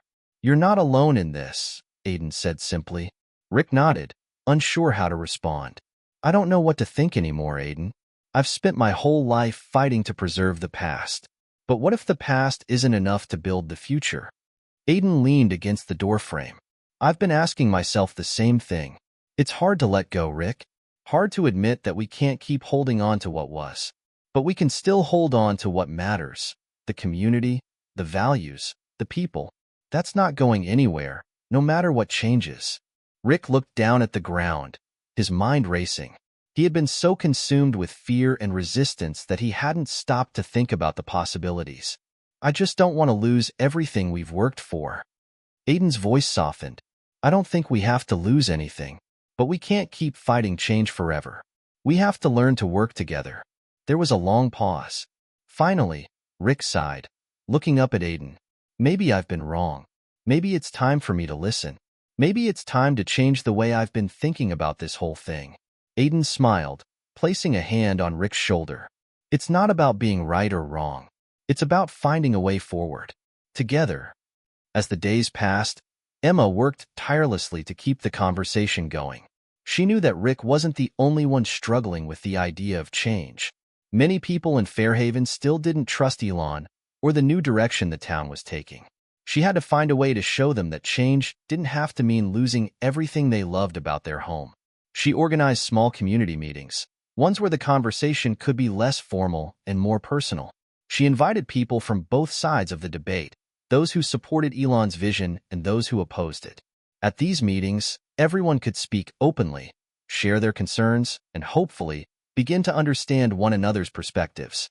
At the first of these meetings, the room was tense. People who had never spoken directly to one another before now found themselves face to face, and the fear of the unknown was palpable. But Emma stood in front of the group with a quiet confidence, determined to foster an atmosphere of openness. "I know many of you are worried about what the future holds," Emma began, her voice gentle but firm. "But I believe that the only way we're going to move forward is by talking about it, by sharing our fears and our hopes, by really listening to each other." One of the older residents, Mr. Miller, spoke up. "I've lived here all my life. I've seen the town change, but this feels different. It feels like we're being pushed out of our own home." Elon, who had agreed to attend the meeting, nodded thoughtfully. "I understand why you feel that way, but my vision isn't about replacing what's been here. It's about enhancing it. I want to give Fairhaven a chance to thrive in ways that were never possible before. But that can only happen if we're all in this together." There were murmurs from the crowd, and Emma could feel the weight of the moment. It wasn't easy for people to listen to someone they saw as an outsider, but Elon was speaking with sincerity. She could see that he wasn't just there to push an agenda. He was genuinely trying to find a way forward that included everyone. "I think we've all been so focused on what we stand to lose that we haven't really thought about what we stand to gain," Emma continued. "Fairhaven is a community, and it's the people who make it what it is. We have to find a way to preserve the heart of this town, while also embracing the possibilities that come with change." One by one, the voices in the room began to soften. It wasn't an easy conversation, but it was a necessary one. The barriers of distrust didn't come down overnight, but they had started to crack. For Elon, the experience of sitting in those small, intimate meetings was a revelation. He had always been used to big, high-profile conversations, business deals, product launches, global ambitions. But here, in Fairhaven, he was faced with real people who had real concerns. One afternoon, as he walked through the town square, he couldn't help but feel a sense of responsibility he hadn't expected. It wasn't just about the solar project, or the tech, or the money. It was about people's lives, their homes, their futures. He stopped by the diner, where Emma was sitting with Aiden. They invited him to join them, and for the first time, Elon felt like he was part of something bigger than his usual world of innovation and strategy. "This is the heart of the town," Emma said, gesturing to the bustling diner. "These people, you're part of their story now, Elon. And I think they're starting to realize that you're not just some outsider trying to push them into something new. You're someone who wants to make this town better. But it takes time. It takes trust." Elon nodded, his thoughts turning inward. He had always prided himself on being a problem solver, on seeing solutions that others couldn't. But this was different. It wasn't about solving problems with tech. It was about solving problems with people. And that, he realized, would be the most difficult challenge of all. But as he sat with Aiden and Emma, something inside him shifted. For the first time, he felt like he wasn't just trying to change Fairhaven. He was trying to be a part of it. And in that moment, he knew that this was the beginning of something much bigger than he had ever imagined. As the weeks went on, the town of Fairhaven began to heal. The people were learning to talk to each other, to listen to each other, and to see the value in both the past and the future. Elon and the residents weren't always in agreement, but they had found a way to respect one another's perspectives. Rick, for his part, became a quiet advocate for finding balance, preserving the town's history while welcoming the future. He had become more open to the idea of progress, even if it meant facing the unknown. The solar project resumed, this time with the support of the town's community leaders. And as the first solar panels were installed, a sense of unity spread across Fairhaven. The town wasn't just rebuilding its infrastructure. It was rebuilding itself from the inside out. In the end, Fairhaven learned an important lesson. Progress wasn't just about what you built. It was about how you built it and with whom you built it. And with that, the town stood on the precipice of a new chapter, one where the past and the future could coexist, side by side. It was a crisp morning when Elon Musk stood once again in the center of Fairhaven, this time not as an outsider, but as a part of the community. The air was filled with a mixture of anticipation and hope. He had come a long way from the day he had first walked into McDonald's, surrounded by first responders and strangers. The skepticism he had faced seemed like a distant memory now, replaced by an unspoken bond between him and the people of the town. The solar panels were finally in place, and though they had not yet begun to power the town, the transformation had already started. Fairhaven was no longer just a town with a project, it was a town with a vision that combined the best of the past with the potential of the future. Rick stood at the edge of the construction site, hands in his pockets, his eyes scanning the scene. It was hard for him to believe that this was the same town he had grown up in. The same streets, the same buildings, but now, there was something new. The solar panels gleamed in the sunlight, a tangible sign of progress. For months, Rick had wrestled with the idea of change. He had spent so long protecting Fairhaven's traditions, its sense of community, and the way of life he had always known. But in the quiet of the past few weeks, as he had listened to others, as he had watched the town begin to evolve, Rick began to understand that change didn't have to mean the end of what he cherished. It could mean growth, adaptation, and opportunity. As he walked over to Aiden, who was overseeing the installation, Rick couldn't help but feel a sense of pride. "You know, I never thought I'd see the day," he said, looking up at the solar panels. Aiden smiled, wiping his brow. "I think we're all a little surprised by how quickly things came together." Rick shook his head slowly, still in disbelief.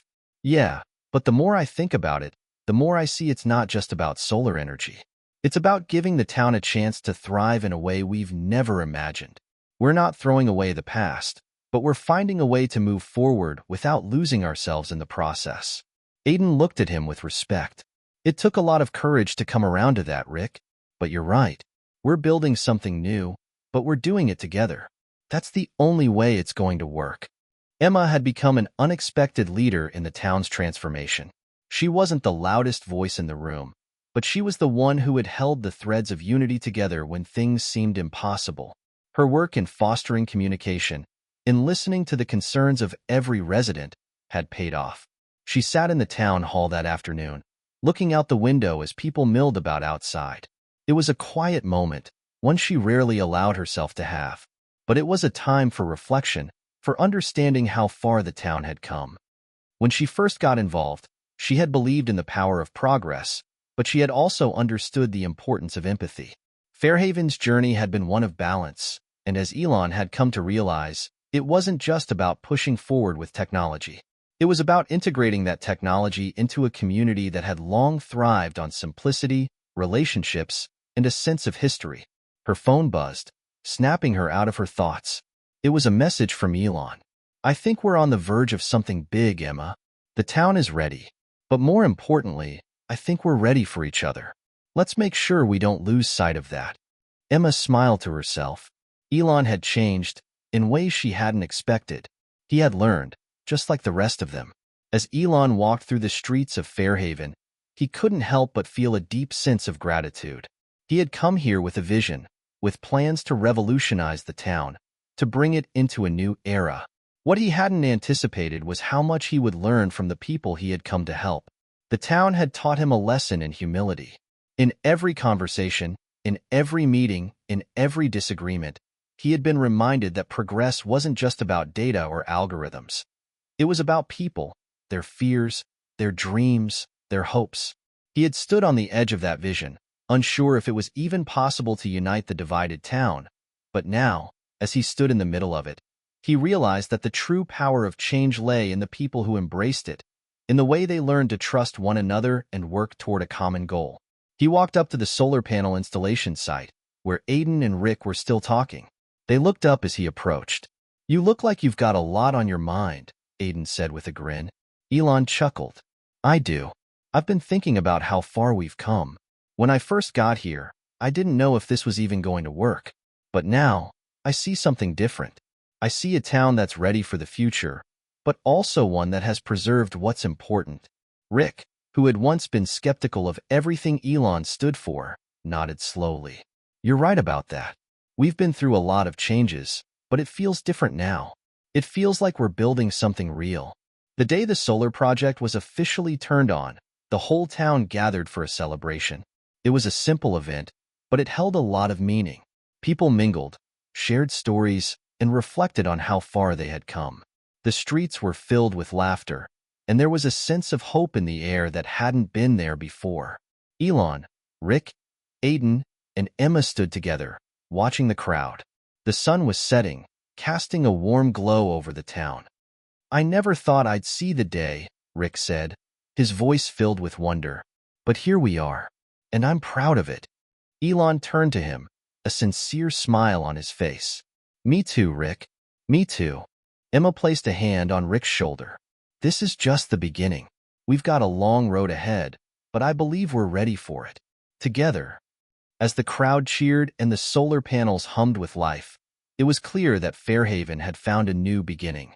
The road ahead would not be easy, but with each person committed to working together, the town would continue to grow, bridging the past with the future and showing the world that progress wasn't something to fear, but something to embrace. And so, Fairhaven stood at the crossroads of possibility, a community united by its history and driven by its future. With each step forward, they proved that change wasn't something to resist. It was something to build, together. The wind was picking up as the days turned into weeks, and Fairhaven began to feel the first stirrings of a new season. The solar panels were now fully operational, and the town was buzzing with excitement. The transition, though not without its bumps, had led to an unexpected sense of unity among the residents. There was a renewed energy in the streets, a palpable sense that something profound had shifted. Elon had become a fixture in the town, not just as the visionary behind the solar project, but as someone who had earned the trust of the people. He wasn't just an outsider anymore. He was part of the community, even if he had come to the small town with intentions that had initially seemed out of place. Now, he was more than just the face of progress. He was a symbol of change that had come to stay. Rick's transformation was just as significant. In the beginning, he had resisted everything Elon represented, his grip on the past so tight that it seemed nothing could pull him free. But as the town's solar panels hummed to life, Rick found himself embracing the future, even as he clung to the traditions he loved. He had become a quiet leader in the community, one who bridged the gap between the old and the new.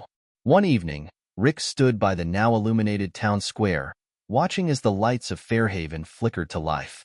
The street lamps, powered by the very solar energy Elon had introduced, seemed almost magical against the backdrop of the clear sky. "Never thought I'd see this day," Rick muttered to himself. "But here we are." He was joined by Aiden, who had become a close friend and collaborator. Aiden had worked tirelessly with both Elon and the townspeople to make sure that the solar project was a success. The partnership had been challenging, but it had also been rewarding. They had found a balance between the needs of the community and the innovations that could propel Fairhaven into the future. "It's hard to believe sometimes, isn't it?" Aiden said, looking up at the sky. "This is the future we talked about, and it's working."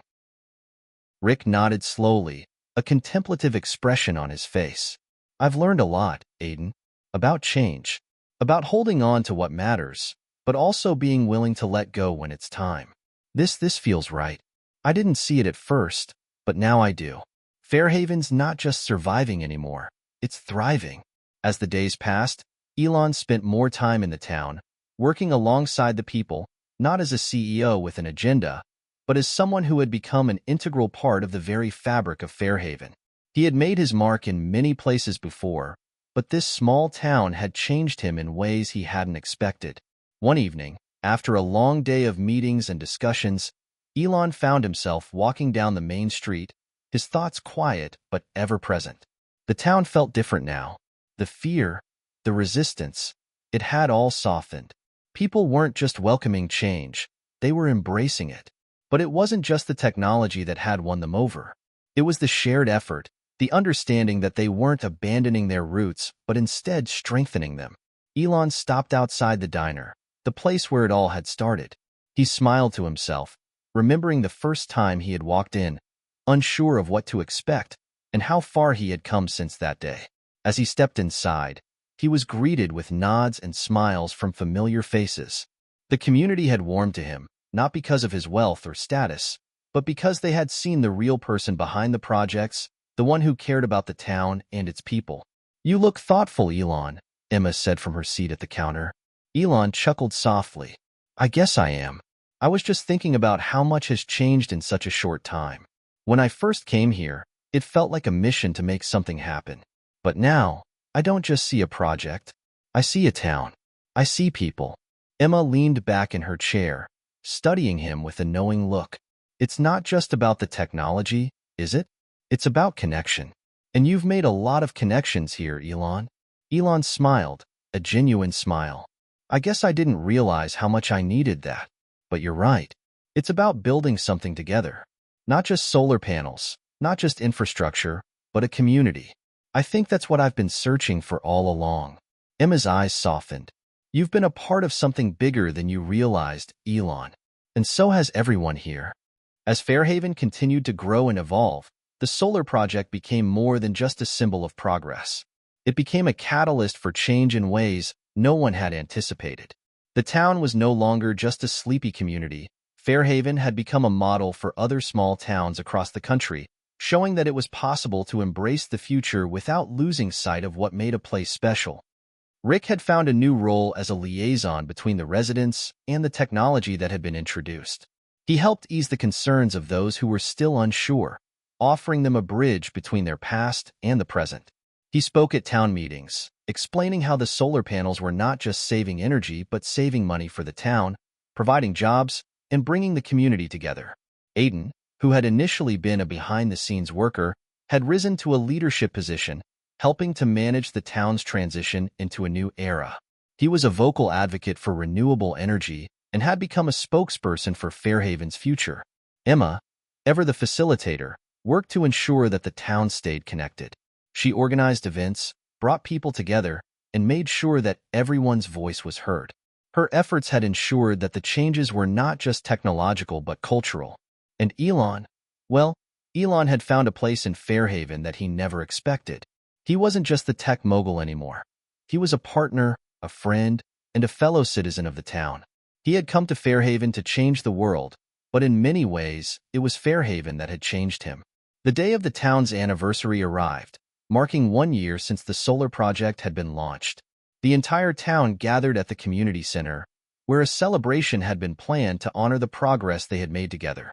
There were speeches, music, and food, but more than anything, there was a sense of pride in the air. Fairhaven had proven that change didn't have to be feared. It could be embraced, nurtured, and shaped into something beautiful. Rick stood at the front of the crowd, his eyes scanning the familiar faces of the people he had come to know and respect.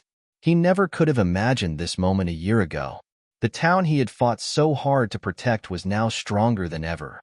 "Today, we stand together," Rick said, his voice steady, but filled with emotion. "We stand for the future, but we also stand for everything that's made this town what it is. We've changed, but we've done it together. And that's what makes all the difference." The crowd cheered, and Elon, standing off to the side, looked at the sea of smiling faces. He had found something he hadn't expected, a community, a sense of belonging. As the sun set, casting a warm glow over Fairhaven, it became clear that the town was more than just a place. It was a living, breathing entity, united in its journey toward a brighter future. And in that moment, Elon realized that this was the true power of change, not in the technology or the innovation, but in the people who made it all possible. Fairhaven's story was far from over, but one thing was certain. Together, they could face whatever the future held. As the glow of Fairhaven's anniversary celebration began to fade into the quiet of the evening, there was a growing sense that the town was on the verge of something bigger. What had started as a small-town project powered by solar energy was now a beacon of hope for other communities across the country. Fairhaven's story had sparked a ripple effect, a wave of interest from nearby towns, cities, and even some of the larger metropolises that had long been skeptical of the benefits of sustainable energy. In the weeks following the anniversary celebration, Elon found himself meeting with officials from different areas, sharing the lessons learned from Fairhaven's solar initiative and discussing how it could be adapted elsewhere. Elon's influence had expanded far beyond the small town of Fairhaven. He was now in high demand, invited to speak at conferences, policy meetings, and even interviews with national media. It was a far cry from his days of flying under the radar in Silicon Valley. His message was clear. The future of energy was not just about profits. It was about sustainability, collaboration, and community. And people were listening. But as much as he enjoyed the recognition, Elon found himself drawn back to Fairhaven. The town was no longer just a project. It was his anchor, the place where his ideas had been realized and where he had learned the most about himself. It was where he had found a sense of purpose beyond the business world, a purpose rooted in community, collaboration, and a shared vision for the future. One afternoon, as Elon sat in a small, local cafe with Emma, he couldn't help but express his gratitude. "Sometimes I can't believe how much has changed in such a short time," Elon said, stirring his coffee absent-mindedly. "I've been to so many places, met so many people. But Fairhaven, this place, it's changed me." Emma, ever the voice of reason, smiled warmly. "It's not just the town, Elon. It's you too. You've helped us all see something we didn't before, a different way forward. You've made us believe in something bigger than ourselves. And that's not something you can put on a resume or measure in numbers." Elon paused, his gaze softening as he looked out the window. Maybe that's what I needed to realize. It's easy to get caught up in the numbers, in the data. But the real impact comes from the people, from the way we're able to work together to create something meaningful. Emma nodded. "Exactly. And that's why Fairhaven has been such a success. Because we're not just building a new future. We're building it together." While things were going well in Fairhaven, Elon and the residents knew that challenges still lay ahead. The solar project had been a success, but it was only one step in a much larger journey. There were still hurdles to overcome. climate change, economic inequalities, and the lingering tension between progress and tradition. Rick, now more confident in his role as a leader, knew that it would take more than just good intentions to maintain the momentum. Fairhaven was at a crossroads. The small-town charm they had worked so hard to preserve had to coexist with the rapidly advancing future that they were now building. One evening, Rick met with Aiden and Emma at the local diner to discuss the next phase of their efforts. "We've made great strides," Rick began, stirring his coffee, "but we need to make sure we don't get complacent. People are watching us. We've got to show them that we can continue this success, that we can balance the old and the new." Aiden, who had become more outspoken about renewable energy in recent months, agreed. "The truth is, we're still an example to others. People want to know how we did it, and they want to know if they can replicate it. But it's going to take more than just solar panels. We need to look at infrastructure, education, and the economy. Fairhaven has to keep evolving to stay relevant." Emma looked at both of them thoughtfully. "We can't lose sight of the people in all this. Yes, we need to grow, but we also need to ensure that everyone is included in this future. Fairhaven's success isn't just about the solar project, it's about how we've come together as a community to make it happen." Rick smiled, proud of the vision they shared. "We'll keep moving forward, but we'll keep it rooted in what made Fairhaven special. We'll make sure no one gets left behind." Meanwhile, Elon continued his national tour, spreading the word about what had been accomplished in Fairhaven. His message was clear. Sustainable energy wasn't just a luxury for the wealthy or the technologically advanced. It was for everyone. He had already begun working with other towns and cities to help them replicate the Fairhaven model, tailoring it to meet their own unique needs. But in the back of his mind, Elon knew that the real test was still ahead. Fairhaven was his pilot project, but the larger-scale rollout of these ideas would require even more collaboration, more compromise, and more ingenuity. There were plenty of skeptics out there, people who didn't believe in the potential of these changes or who feared the unknown. Elon's team, including Aiden, had been working tirelessly behind the scenes to make sure that the momentum from Fairhaven didn't fizzle out. It wasn't just about promoting the solar project, it was about creating a blueprint for sustainable living, one that could be adapted to towns across the nation and, eventually, the world. As the days went on, the small town of Fairhaven continued to be a model for the future. Other towns had begun implementing solar energy programs of their own, drawing inspiration from Fairhaven's success. And in a surprising twist, Fairhaven had started to become a tourist destination, with visitors flocking from across the country to see how a small town had embraced renewable energy so fully. The ripple effect was real. It wasn't just Fairhaven benefiting from this new world. It was inspiring change everywhere. People were starting to rethink what it meant to live in a small town, to live sustainably, to be part of something greater than themselves. But perhaps the biggest change had come in the hearts and minds of the people who had lived in Fairhaven all their lives. They had seen how a town that had once been struggling could transform into a thriving community with the right resources and a shared vision. They had learned that change, though challenging, didn't have to be feared. It could be embraced. Elon stood at the edge of the solar field one evening, watching the sun set over the horizon. He had come to Fairhaven with a vision, but what he had found was far more profound.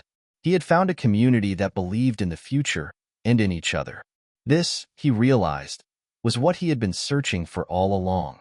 Not just innovation or success, but connection. And with that connection, they were ready to face whatever challenges lay ahead.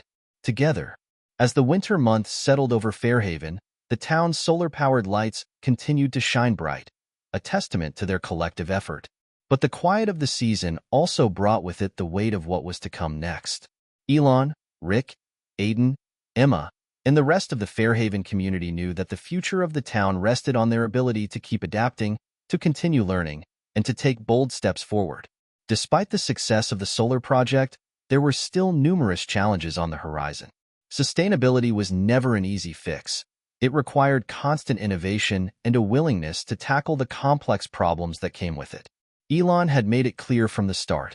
The solar project was just the beginning. The real work lay in building a more resilient, sustainable economy, one that could weather any storm, be it environmental, economic, or social. One chilly morning, Elon received an unexpected invitation. A group of investors and business leaders from the city of Chicago were hosting a meeting to discuss the potential of expanding the solar project on a larger scale. They had been following Fairhaven's success closely and saw it as a model for the kind of sustainability-driven business revolution they wanted to invest in. At first, Elon hesitated. Fairhaven was his home now, a place where his efforts had borne fruit in ways he hadn't expected. The idea of leaving it, even temporarily, felt unsettling. But the opportunity was too important to ignore. The entire mission to build a sustainable future, one powered by solar energy, could only move forward if they reached the scale needed to make a broader impact. After a long discussion with Aiden, Emma, and Rick, Elon decided to accept the invitation. He would fly to Chicago, meet with potential investors, and see what could be accomplished. Chicago could be the key to scaling this, Elon said to Rick, as they stood on the porch of the town hall. It's not just about the money. It's about creating partnerships that will allow us to expand and bring this vision to other places. But it's not easy. I want to make sure Fairhaven stays at the heart of all of this. Rick nodded, a look of understanding on his face. We've built something special here, Elon, but I know you've got a bigger vision. Just don't forget where it all started. When Elon arrived in Chicago, he was struck by the contrast. The sleek glass buildings, the bustle of traffic, the hum of the city. It felt like a world apart from the small town of Fairhaven. But the potential here was undeniable. The city was a hub of innovation, a place where change happened at a rapid pace. Still, there was something about the relentless speed of the city that made Elon miss the peaceful rhythms of Fairhaven. The meeting with the investors was intense. They were eager to hear about the Fairhaven model, to understand the potential returns, and to know what kind of impact it would have on the larger urban landscape. Elon presented the numbers, the data, and the long-term vision, but he knew that something more was required. This wasn't just a business pitch. It was about changing minds, about creating a movement. They want to know how it works on the ground, Aiden had told him before he left. But they also want to see the big picture. They want to see a world where every city, every town, could do what Fairhaven has done. And so, Elon found himself doing more than talking about solar panels. He was selling a dream. He was asking these investors to believe in something far larger than profits. He was asking them to believe in a future that was sustainable, interconnected, and built on the foundation of community. Despite the energy in the room, Elon couldn't shake the feeling of doubt. As much as he believed in the project, he couldn't help but worry that this larger-scale expansion would lose the heart and soul of what had made Fairhaven so successful. The residents of Fairhaven hadn't embraced the project because it was profitable. They had embraced it because it was theirs. In Chicago, Elon realized that there were many who saw the solar project simply as a business opportunity, a way to make money by jumping on the sustainability trend. The people of Fairhaven, on the other hand, had been motivated by something deeper. They had seen the solar project as a way to preserve their way of life, to protect their environment, and to create something better for future generations. Elon couldn't help but wonder if this sense of purpose would be lost if the project became too corporate, too detached from the communities it was meant to serve. Just as Elon was beginning to feel overwhelmed, his phone rang. It was Emma. "Hey, Elon," she said, her voice calm but filled with warmth. "How's it going in Chicago?" I'm not sure," Elon admitted. "It's going well in terms of numbers and meetings, but there's this feeling that I can't shake. I'm worried that as this project grows, we might lose what makes it truly meaningful. Fairhaven was built on the foundation of people coming together. I don't want that to be lost in all of this." There was a pause on the other end of the line. "Elon," Emma said softly, "I get it, but remember why you're doing this. You've always said that the future of this world relies on us coming together. That means bringing these ideas to the cities, to places that can amplify the impact. Yes, it's different, but it's still part of the vision." Elon took a deep breath, grateful for Emma's perspective. "You're right. It's just hard sometimes. I'm afraid that in trying to scale this, we might forget why it all started." Emma's voice was reassuring. "Fairhaven will always be your home. And no matter how big this project gets, you'll always carry that heart with you. Just don't lose sight of it. The world needs this change, and you're in a position to make it happen. But it's still about the people." Elon smiled, feeling a weight lift from his shoulders. "Thanks, Emma. I needed that. The next day, Elon sat down with the investors again. This time, his approach was different. He didn't just present the data. He shared the story of Fairhaven, the story of how a small town had embraced the future, not for profit, but for the good of its people. He spoke about the connections he had made, the way the community had come together, and how that spirit was what made the solar project a success. I'm not just asking you to invest in solar energy, Elon said, looking directly at the investors. I'm asking you to invest in a vision of communities working together to create a better future for everyone. It's not just about technology. It's about humanity. There was a moment of silence, and then one of the investors spoke up. You're not just selling us a product, are you? You're selling us a movement. Elon nodded. Yes, exactly. It's not about numbers alone. It's about creating a world where every community, every individual, has the opportunity to thrive. And with that, Elon knew that he had made the right decision. He wasn't just scaling a project. He was building a legacy. A legacy that, no matter how far it stretched, would always be grounded in the values of connection, sustainability, and community that had made Fairhaven possible. As the meeting concluded and the deal was struck, Elon couldn't help but feel a deep sense of gratitude. He had managed to balance the needs of progress with the core values that had made Fairhaven's success possible. But more importantly, he had made a decision that would shape the future in ways he hadn't imagined. As he boarded the flight back to Fairhaven, Elon smiled, knowing that the journey was just beginning. The ripple that had started in a small town was growing, spreading across the country and eventually the world. But at the heart of it all, there would always be one place that had set the stage for it all, Fairhaven, where the future had begun. When Elon returned to Fairhaven, the town was buzzing with anticipation. News of his trip to Chicago had spread quickly, and the residents were eager to hear about the next steps in the solar project's expansion. The local cafe, once a quiet meeting place for a handful of regulars, was now a gathering spot where townspeople discussed the future of their beloved town. There was a sense of unity in the air, but with it came an undeniable tension. Fairhaven had become more than just a symbol of success. It was now a critical piece in a much larger puzzle. Elon had returned with a new sense of purpose. His discussions in Chicago had solidified his belief in the project's potential. The deal had been struck, a partnership with several key investors to scale the solar initiative across more cities, with the goal of bringing renewable energy solutions to communities nationwide. However, the question that remained was how to manage this transition without losing the essence of what made Fairhaven special. As he sat at the town hall with Rick, Aiden, and Emma, he could sense that the pressure was mounting. We've reached a tipping point, Elon said, his voice tinged with both excitement and apprehension. Fairhaven's model is going to be replicated, but we need to ensure that the soul of this place remains intact. This isn't just about building solar farms or installing panels. It's about making sure we're still creating a community, one that thrives on shared values, not just the bottom line. Aiden leaned forward, his brow furrowed in thought. We've always known that this was going to be bigger than just Fairhaven, but it's easy to get lost in the scale. The bigger we get, the more we have to be mindful of the people, not just the projects. Emma nodded. The biggest mistake we could make would be to lose sight of the very thing that made Fairhaven a success. We've built something here, not just with solar panels but with relationships. That's what we need to keep at the heart of everything we do. As the conversation unfolded, it became clear that the future of Fairhaven's model wasn't just about scaling solar energy solutions. It was about redefining leadership.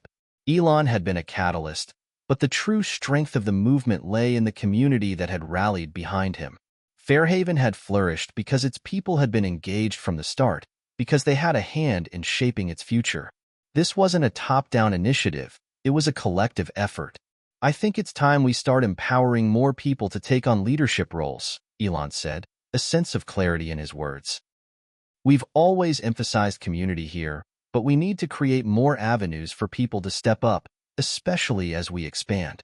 The beauty of Fairhaven isn't just in the solar panels or the tech, it's in how we've worked together. Rick, always the steady voice of reason, spoke up. That's right. We've got to make sure that everyone feels like they have a stake in this. It's one thing to say we're building something for the community, but it's another thing to actually make sure the community has a role in the building process. Emma smiled, sensing the shift in the conversation. What we need is a way to make the leadership structure of Fairhaven as collaborative as the project itself.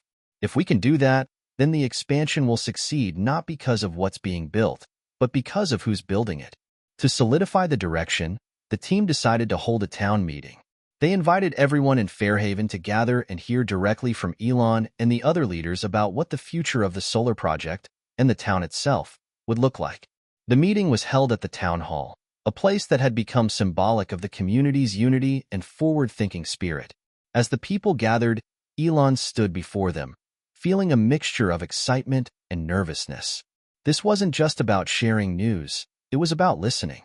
He needed to hear from the residents of Fairhaven, to understand what they wanted from this expansion, and to ensure that they felt included in the next chapter. "Thank you all for coming tonight," Elon began, his voice strong but filled with sincerity. "As many of you know, I've just returned from a meeting with investors in Chicago. What started here in Fairhaven as a small project is now something much bigger. But none of this would have been possible without your support, without your commitment to this vision." The crowd nodded, murmuring in agreement. It was clear that Elon had earned their trust. "But," he continued, "as we expand, we need to make sure that we stay true to what makes this town so special. This project isn't just about energy or technology. It's about the way we live, the way we care for each other. We need to make sure that we don't lose sight of that as we grow."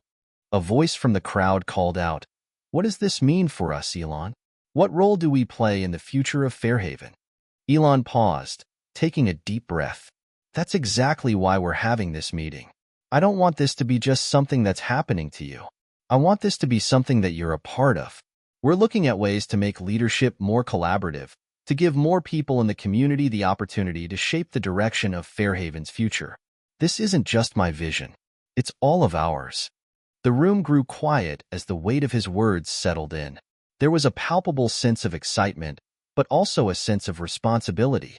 The future of Fairhaven wasn't something that could be decided by a few individuals. It had to be a shared effort. As the meeting continued, more questions were raised, more ideas were proposed, and the sense of ownership among the residents grew stronger. People were no longer just passive recipients of change. They were active participants in the creation of that change. From local business owners to teachers, farmers to retirees, everyone had a role to play. By the end of the evening, a new vision had emerged, a vision that would involve a much deeper level of community engagement in the solar expansion. Fairhaven's model of sustainable living would be driven not just by the latest technology, but by the collective will of its people. "Elon," Rick said, pulling him aside after the meeting, "I think tonight proved something important. It's not just about solar power. It's about creating a power shift, one where everyone has a say in what happens next." Elon smiled, feeling the weight of the moment. "Exactly. This is just the beginning. We're not just going to build solar farms. We're going to build a movement that's grounded in community, in connection, and in the belief that we can change the world by starting right here."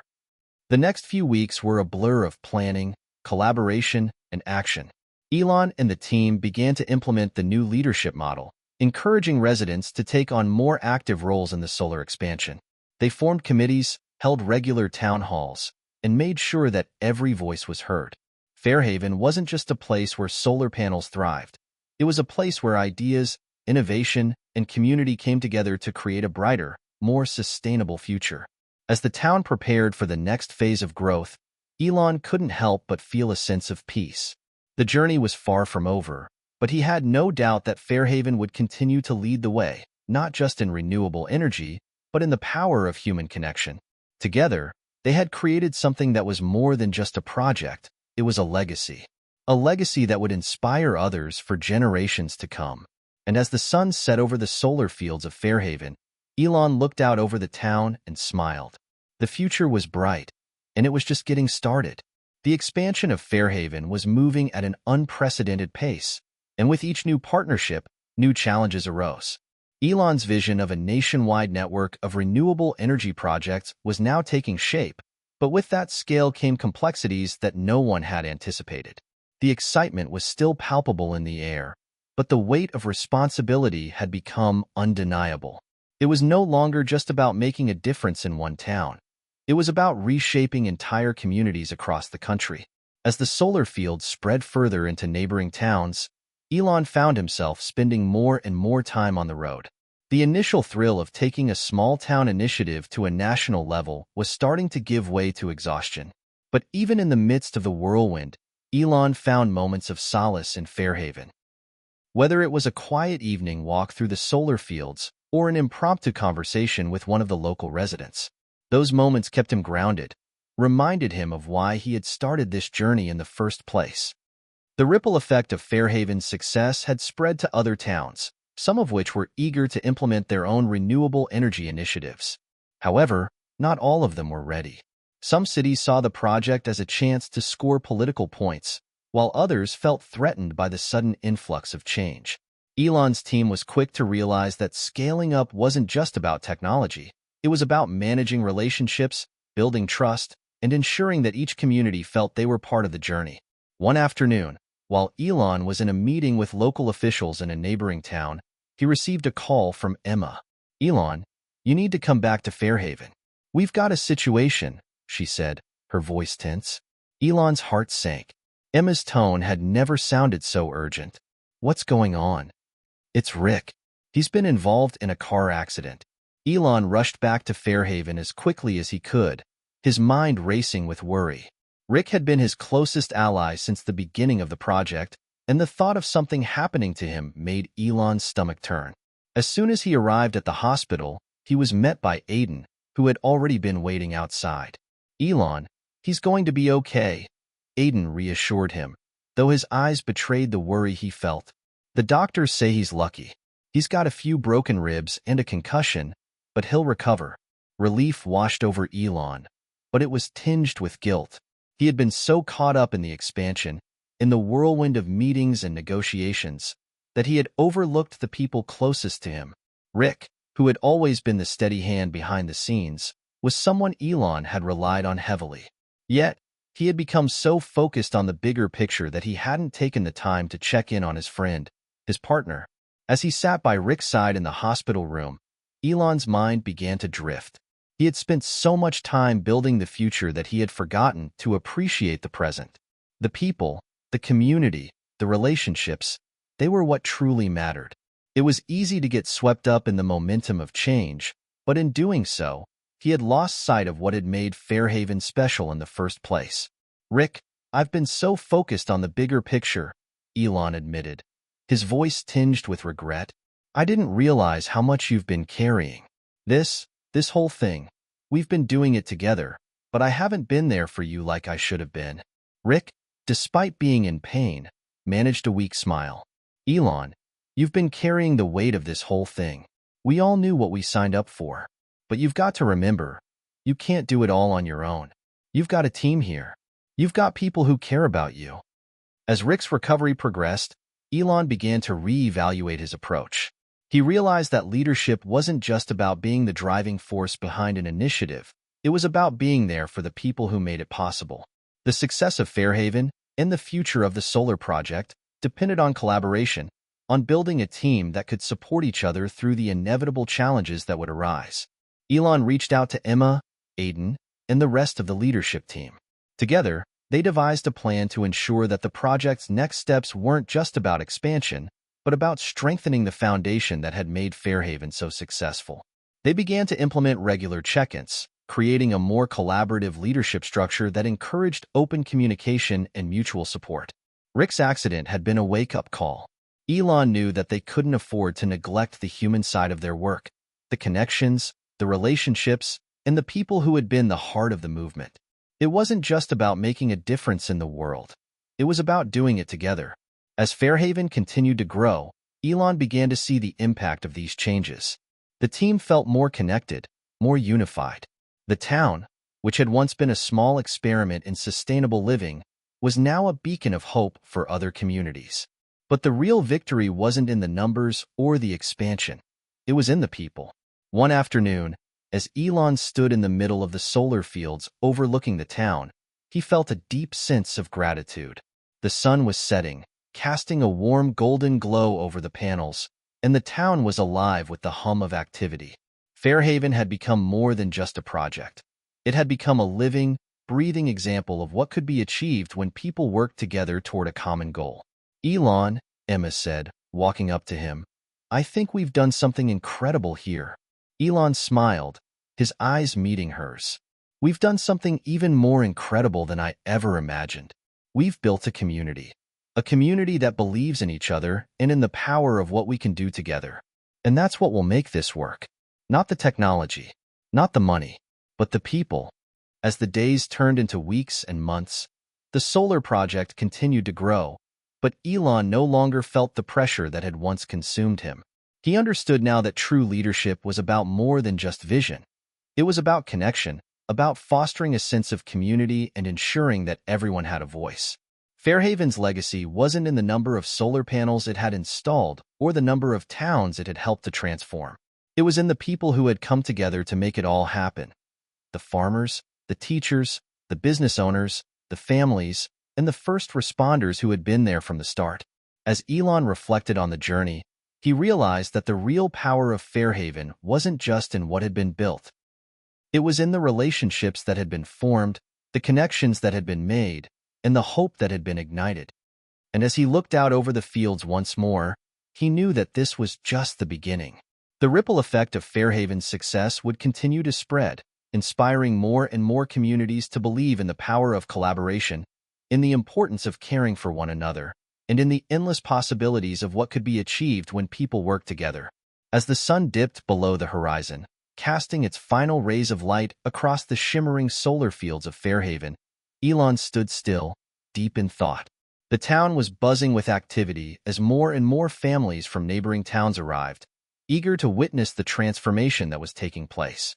The solar fields, which had once been a symbol of hope, now represented something much greater, a movement, a revolution in the making. But the road ahead was still uncertain. Despite the successes of Fairhaven and the widespread adoption of its renewable energy model, challenges loomed. Every day, new obstacles emerged.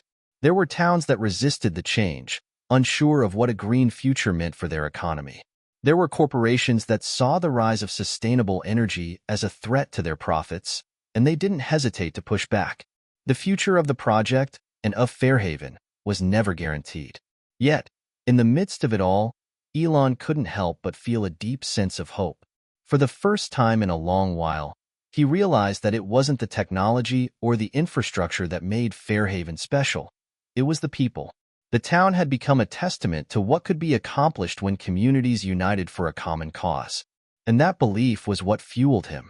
As the solar project expanded into other towns, Elon and his team encountered unforeseen challenges. The corporate resistance to solar energy was stronger than anticipated, with some of the country's largest energy companies launching aggressive campaigns to discredit the movement.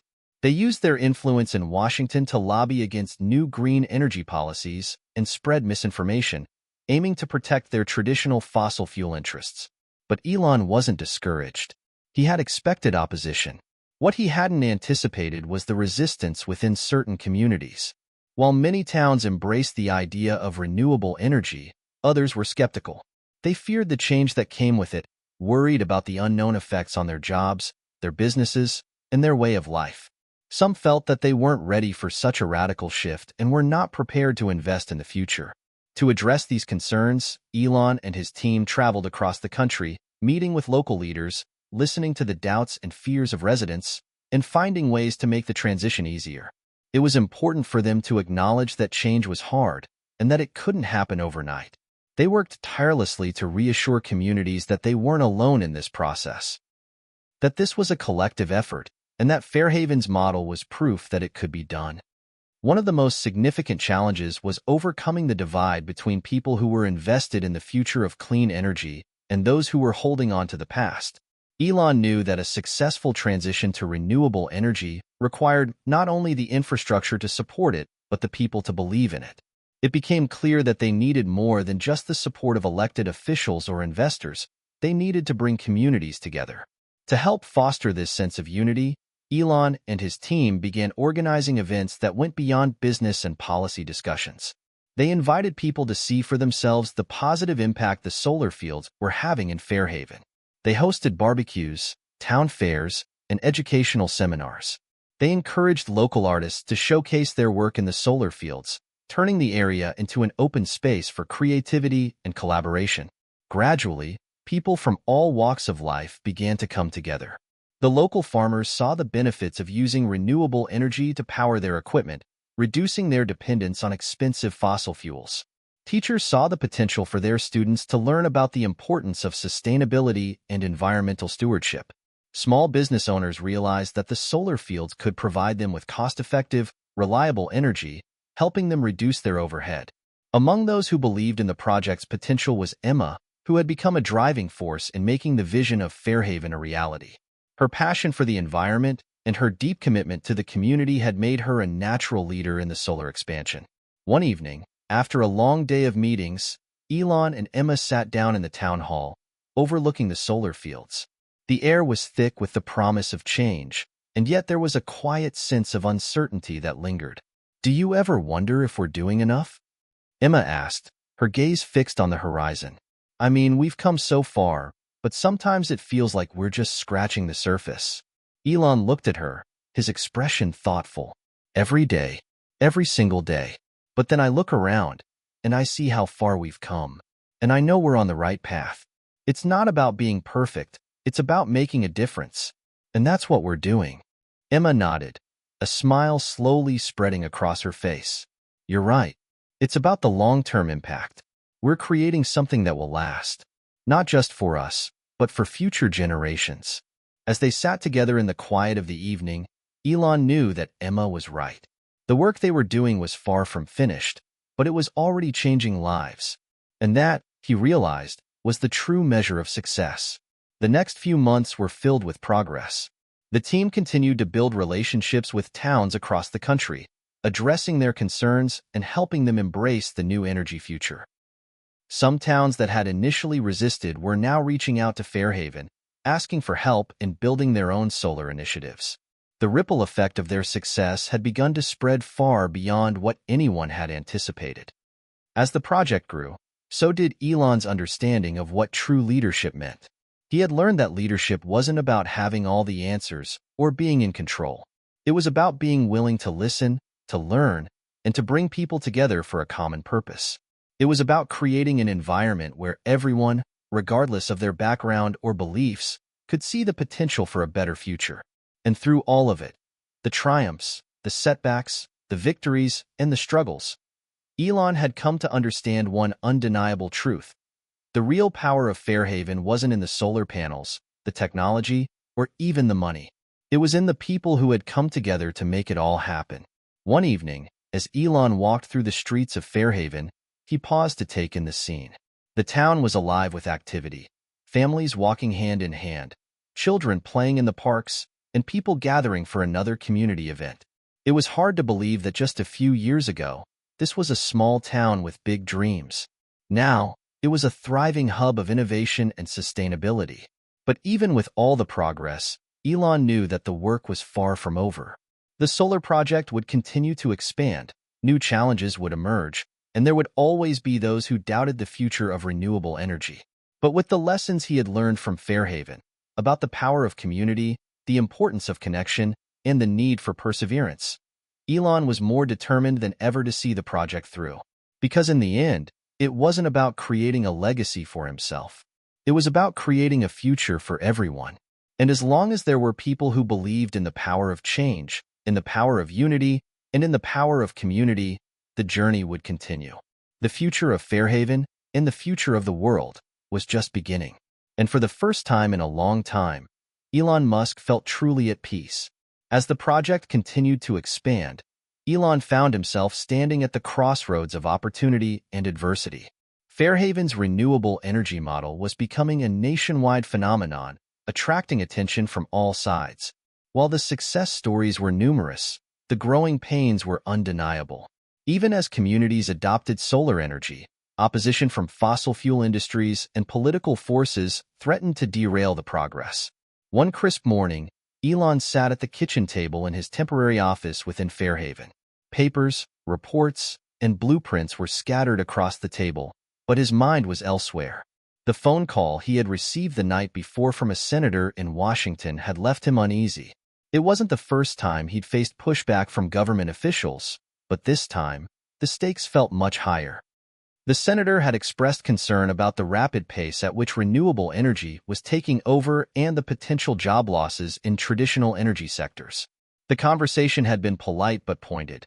He had reminded Elon of the political challenges they would face in advancing clean energy, especially in states where oil and coal industries dominated. The senator's words lingered in Elon's mind as he pondered the path ahead. Fairhaven had grown into something far larger than Elon had ever imagined, but it had also drawn the ire of powerful adversaries. The fossil fuel industry, fearing a loss of influence and market share, had begun to lobby aggressively against the renewable energy movement. They had deep pockets and political connections, which made the fight more difficult than Elon had anticipated. Despite the success in individual towns, the political landscape had become a battleground. In Washington, politicians from energy-heavy states pushed for policies that favored traditional energy production, arguing that the transition to renewable energy could harm their economies. These same politicians were being courted by major energy corporations, promising economic benefits in exchange for their support. But Elon wasn't one to back down. He knew the world couldn't afford to wait any longer. The effects of climate change were becoming more evident every day, and the success of Fairhaven had proven that sustainable energy was not just a pipe dream. It was a feasible and necessary future. However, the political resistance was growing, and Elon would need to rally his supporters and find new ways to navigate the complex political terrain. Elon reached out to Emma and Aiden, determined to strategize how to counter the growing opposition. They knew the next steps would require more than just expanding solar fields. They needed to build a coalition of support that could stand up to the political pressure. Aiden, I've been thinking, Elon said during a meeting later that week. We need to take this fight to the people. The power lies in the hands of the voters, and we need to show them the undeniable benefits of a green future. I agree, Emma replied. The people who have seen the benefits of Fairhaven's model are our strongest advocates. We need to amplify their voices, share their stories, show how this is changing their lives. When they see the positive impact firsthand, it becomes harder for politicians to ignore. Aiden added, and we can't just be on the defense.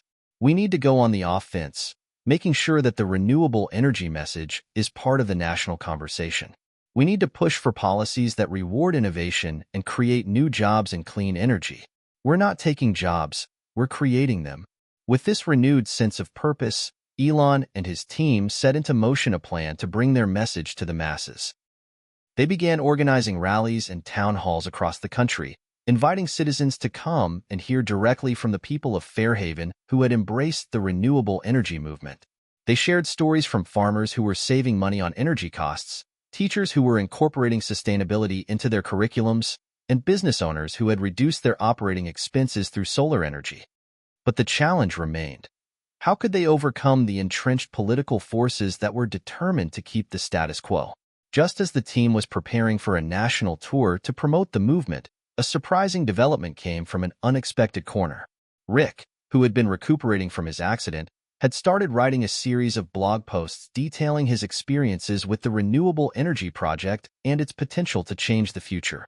Rick's voice was widely respected, and his blog had a loyal following, especially among those in the tech and environmental communities. One day, Rick reached out to Elon. I think I've found a way to make a bigger impact, Rick said over the phone. I've been in touch with some people in Silicon Valley who are eager to back us. They believe in the power of innovation, and if we can secure their support, it could make a huge difference. Elon listened intently as Rick explained that several major tech entrepreneurs were ready to throw their weight behind the initiative. These were individuals who had built their empires on the cutting edge of technology and innovation, and they understood better than anyone the importance of transitioning to renewable energy. We have the potential to make this a movement, not just a project, Rick continued. If we can get them involved, they can help push this through in ways we can't even imagine. Elon was struck by the idea. It was a bold move, but it could be exactly what they needed. By aligning with the tech community, they could generate the kind of momentum that would force politicians to pay attention. And more importantly, they could change the conversation from one of resistance to one of opportunity. In the following weeks, Elon and Rick traveled to Silicon Valley, meeting with several influential figures who were eager to partner with Fairhaven's movement. These entrepreneurs had the resources to fund research and development, build new clean energy technologies, and use their platforms to shift public opinion. Their support would bring credibility and attention to Fairhaven's cause, potentially tipping the scales in the political arena. At a private dinner hosted by one of the tech moguls, Elon laid out his vision for the future of renewable energy. This isn't just about replacing coal or oil with solar panels, he explained. It's about creating a new ecosystem, one where energy is cleaner, more sustainable, and more equitable. We're not just looking to change the energy landscape. We're looking to change the way we live, the way we think about the future. The room was silent for a moment as the weight of Elon's words sank in. Then, one by one, the tech leaders spoke up in support. They pledged to use their influence to advocate for policy changes, to fund new solar technologies, and to help spread the message of Fairhaven's success.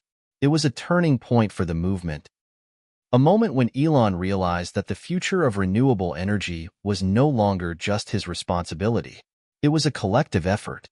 With the backing of the tech community and the support of citizens across the country, Elon and his team launched a nationwide campaign, working tirelessly to promote renewable energy and push back against the entrenched forces resisting change. The political climate was tense, and the opposition didn't relent. But with each passing day, the movement gained ground. As the months passed, more and more towns signed on to the Fairhaven model, and the message began to resonate with voters. Communities that had been hesitant to embrace solar energy were now leading the charge, and even some of the most powerful political figures were starting to take notice. Elon knew the battle was far from over. There were still obstacles to overcome, and the political landscape would continue to shift. But he also knew that the movement was gaining momentum, and that together, they could change the world. In the end, the success of Fairhaven wasn't just about the technology or the resources behind it. It was about the unity that had been forged between individuals, communities, and industries working toward a common goal. It was about creating a future where everyone had a stake in the outcome, a future that was brighter, cleaner, and more sustainable for all. As Elon looked out over the fields of solar panels, he felt a deep sense of pride and accomplishment.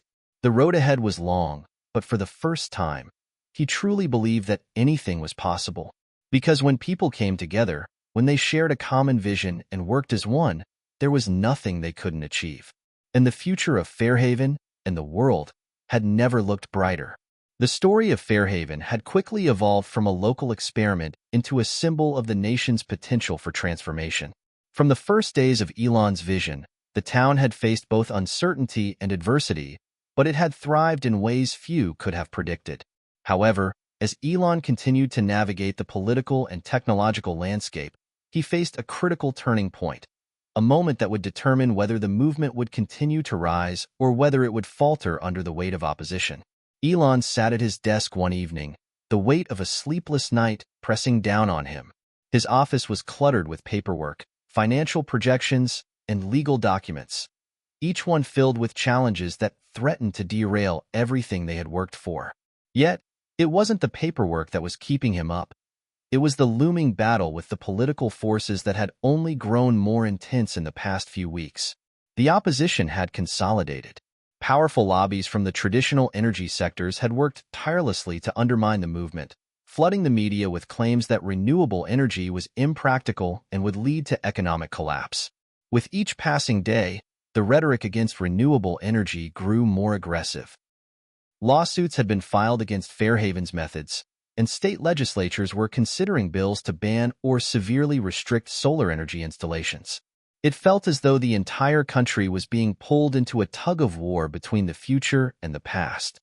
Elon knew that the fight wasn't just about technology, it was about belief. The country had always been resistant to change, especially when it threatened entrenched interests. But now, the question was whether Fairhaven's success could be the tipping point, or whether the forces working against progress would snuff out the light before it had a chance to spread. In a bid to turn the tide, Elon made a bold decision. He would address the nation directly. It wasn't a typical move for him. Elon was known for his quiet, behind-the-scenes work, for his relentless focus on innovation rather than public relations. But he understood that to change minds, he needed to lead by example. Emma, who had grown into one of the movement's most passionate spokespeople, helped craft the speech. The message would be clear and unequivocal. Fairhaven wasn't just a project, it was a movement that would benefit all Americans, regardless of their political affiliations. It was a chance to invest in the future, to embrace a new era of energy, and to create a better world for future generations. The night before the speech, Elon sat with his family. The weight of the moment hung in the air, but it was also a reminder of why he had started this journey in the first place. As the sun set outside their window, he reflected on how far they had come. What had started as a vision in a small town had now become a pivotal moment in the nation's history. Aiden, who had been instrumental in forging partnerships and coordinating media campaigns, gave Elon a quiet nod. "You're ready for this," he said. "Just speak from the heart. You've already shown them what's possible." The next morning, Elon stood before the cameras with a sense of purpose. The world was watching, and it was his moment to show them that change was not only inevitable, it was necessary. The national address was broadcast on every major news network. Elon's calm demeanor and steady voice belied the gravity of the moment. As the camera focused on him, he addressed the nation directly. "Good evening, America," he began. "We are standing at a crossroads. For far too long, our nation has relied on energy sources that harm our planet and threaten the future of our children. Today, we have the opportunity to change that. Today, we can choose a future that is clean, sustainable, and bright for every citizen." He paused, allowing the weight of his words to sink in. Fairhaven was born out of a simple idea, that we could harness the power of the sun to create a better world. What started in a small town has now grown into a beacon of possibility for millions of Americans. We've proven that renewable energy can be more than just an idea. It can be a reality. And we've seen firsthand how it can transform lives, saving families money, reducing pollution, and creating new jobs in communities that need them the most. The room was silent, the only sound the hum of the cameras. Elon continued, his voice steady but passionate. "But we're not finished yet. There are those who will tell you that this is too difficult, too costly, or too disruptive. They will try to sow doubt and fear. But I am here to tell you that the future is worth fighting for. We cannot let the industries of the past hold us back from the progress we deserve." Elon's eyes never left the camera. "This isn't just about technology. It's about our values. It's about leaving a legacy for our children. A legacy where they inherit a planet that is thriving, not one that is dying. It's about creating jobs, lifting communities, and ensuring that every American has access to clean, affordable energy." He took a deep breath, knowing that his next words would define the future of the movement. "Together, we can do this. Together, we can embrace the future and make it our own. The time to act is now. Let's rise to the occasion, and let's make sure that the future of energy belongs to all of us." As the broadcast ended, Elon felt a sense of relief mixed with a deep uncertainty. He had spoken the truth. Now, it was up to the nation to decide whether it was ready for change. The speech made waves across the country. In the days that followed, social media erupted with discussions, both positive and negative, about the future of renewable energy. Supporters flooded the internet with messages of solidarity, while critics dug in their heels, pointing to the challenges and costs associated with making the transition to clean energy. In Washington, the phone lines were jammed with calls from constituents, many expressing their support for the movement.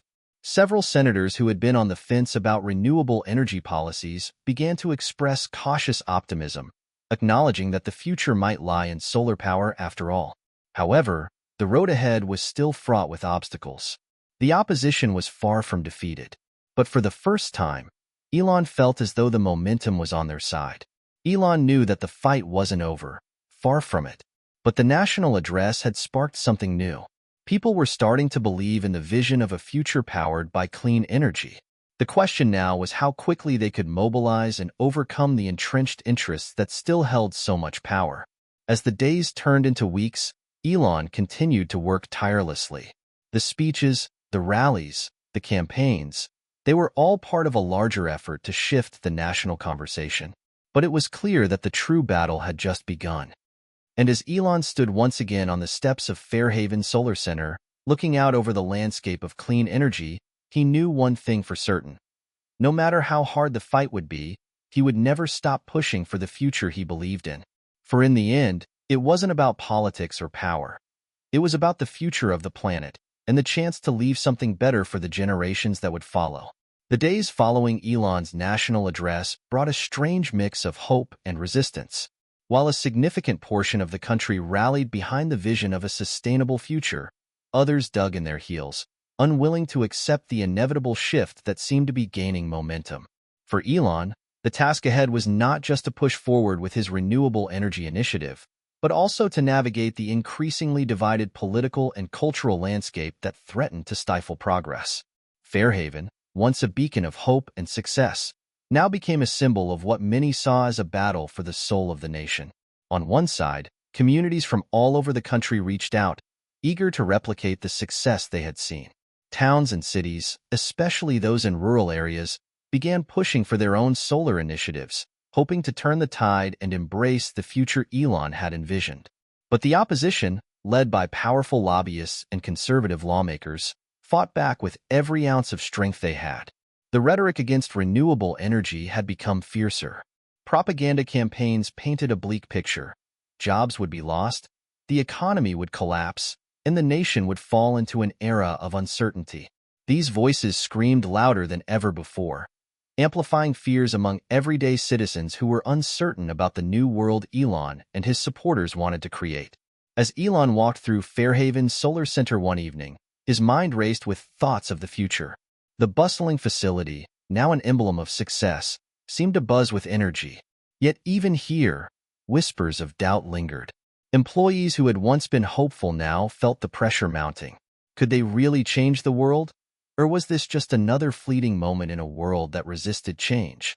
Elon knew that if they were going to succeed, they would need to do more than simply present the facts and technology.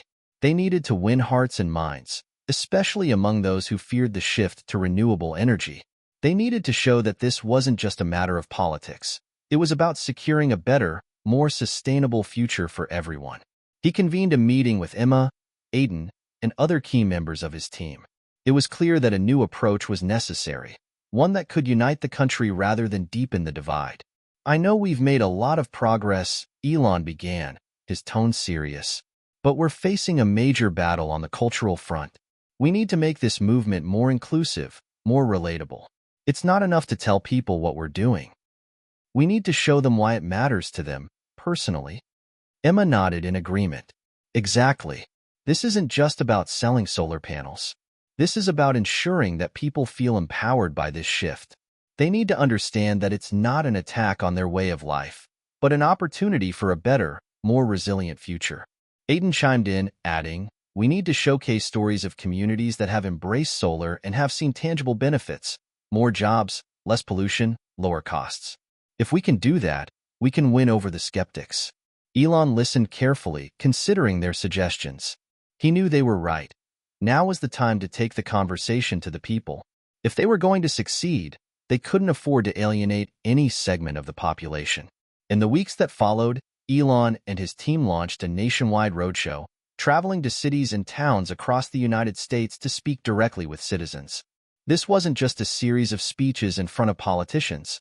It was a genuine effort to engage with ordinary Americans, to listen to their concerns, and to show them the benefits of a cleaner, more sustainable future. The roadshow began in the heartland of the country, in small towns where the coal industry had once reigned supreme. It was a bold move, one that would either win the support of struggling communities or alienate them for good. The first stop was a small town in West Virginia, once known for its coal mines, now facing an economic downturn as the industry dwindled.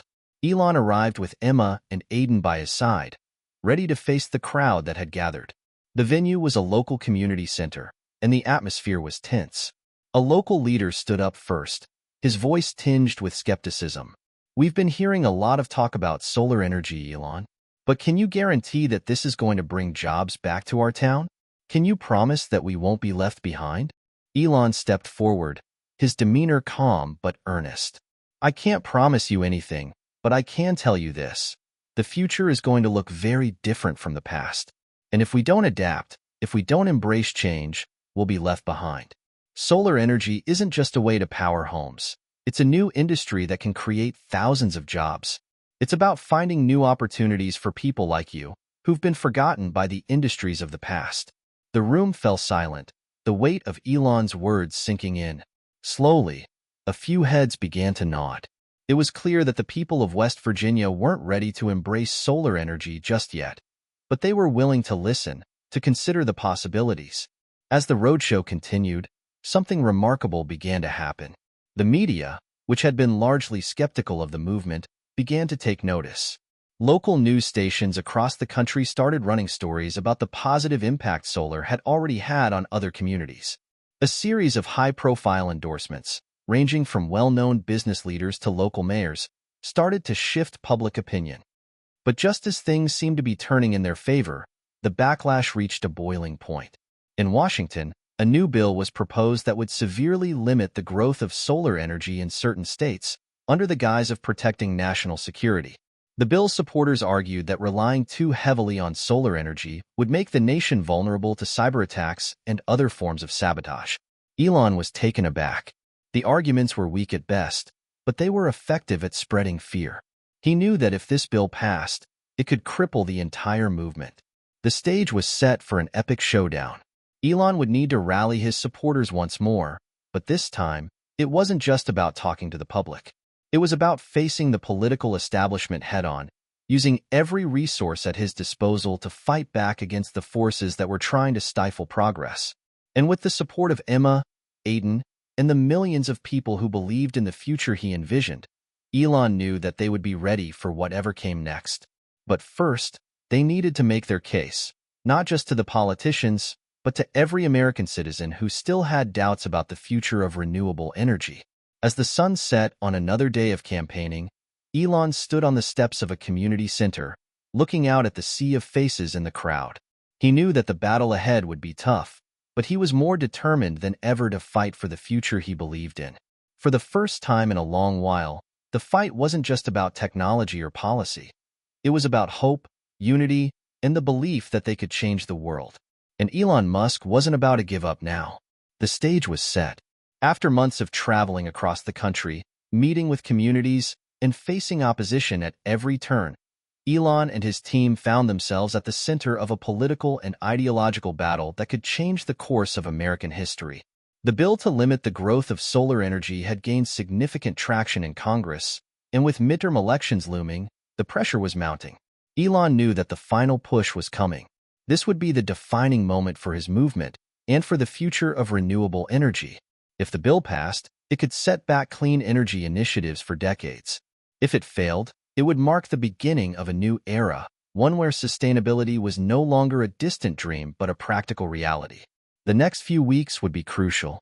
Elon, Emma, Aiden, and the rest of the team worked around the clock, planning their next steps. They knew they needed to escalate the campaign, to take it to a level where the nation could no longer ignore the call for action.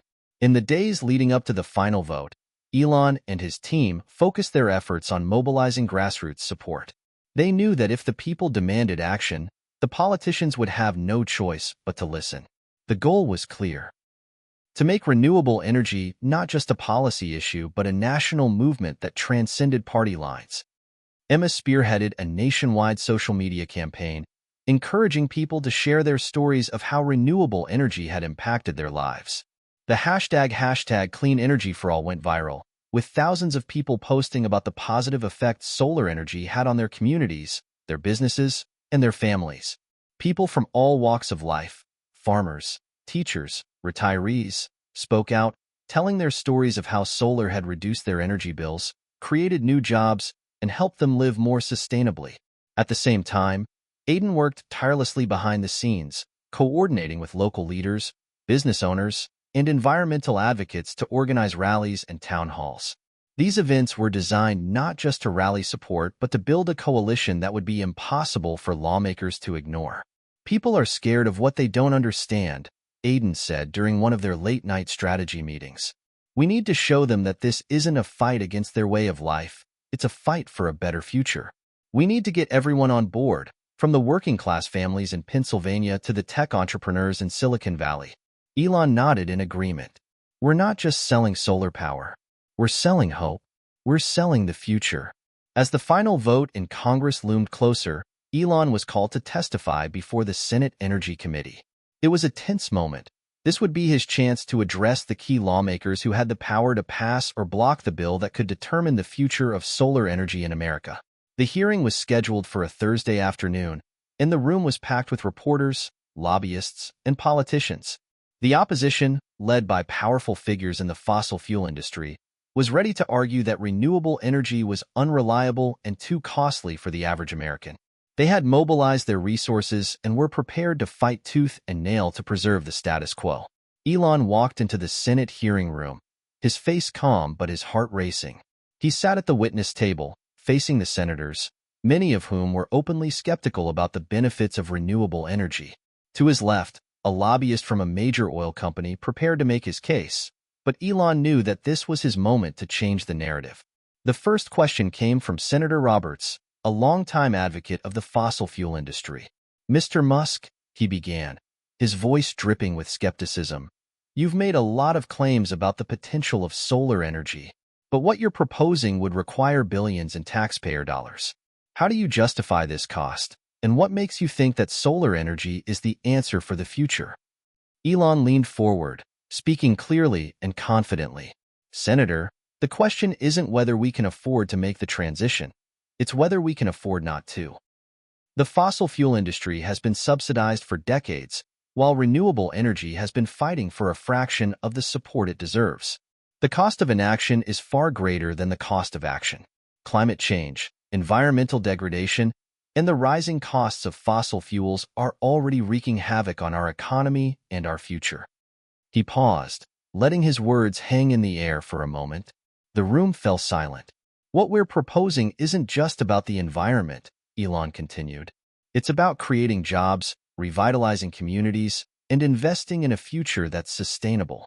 Solar energy isn't just a pipe dream. It's happening right now, and it's saving people money. The question isn't whether we can afford to make this change. It's whether we want to leave a better world for our children." In the days following Elon's testimony, the media coverage exploded.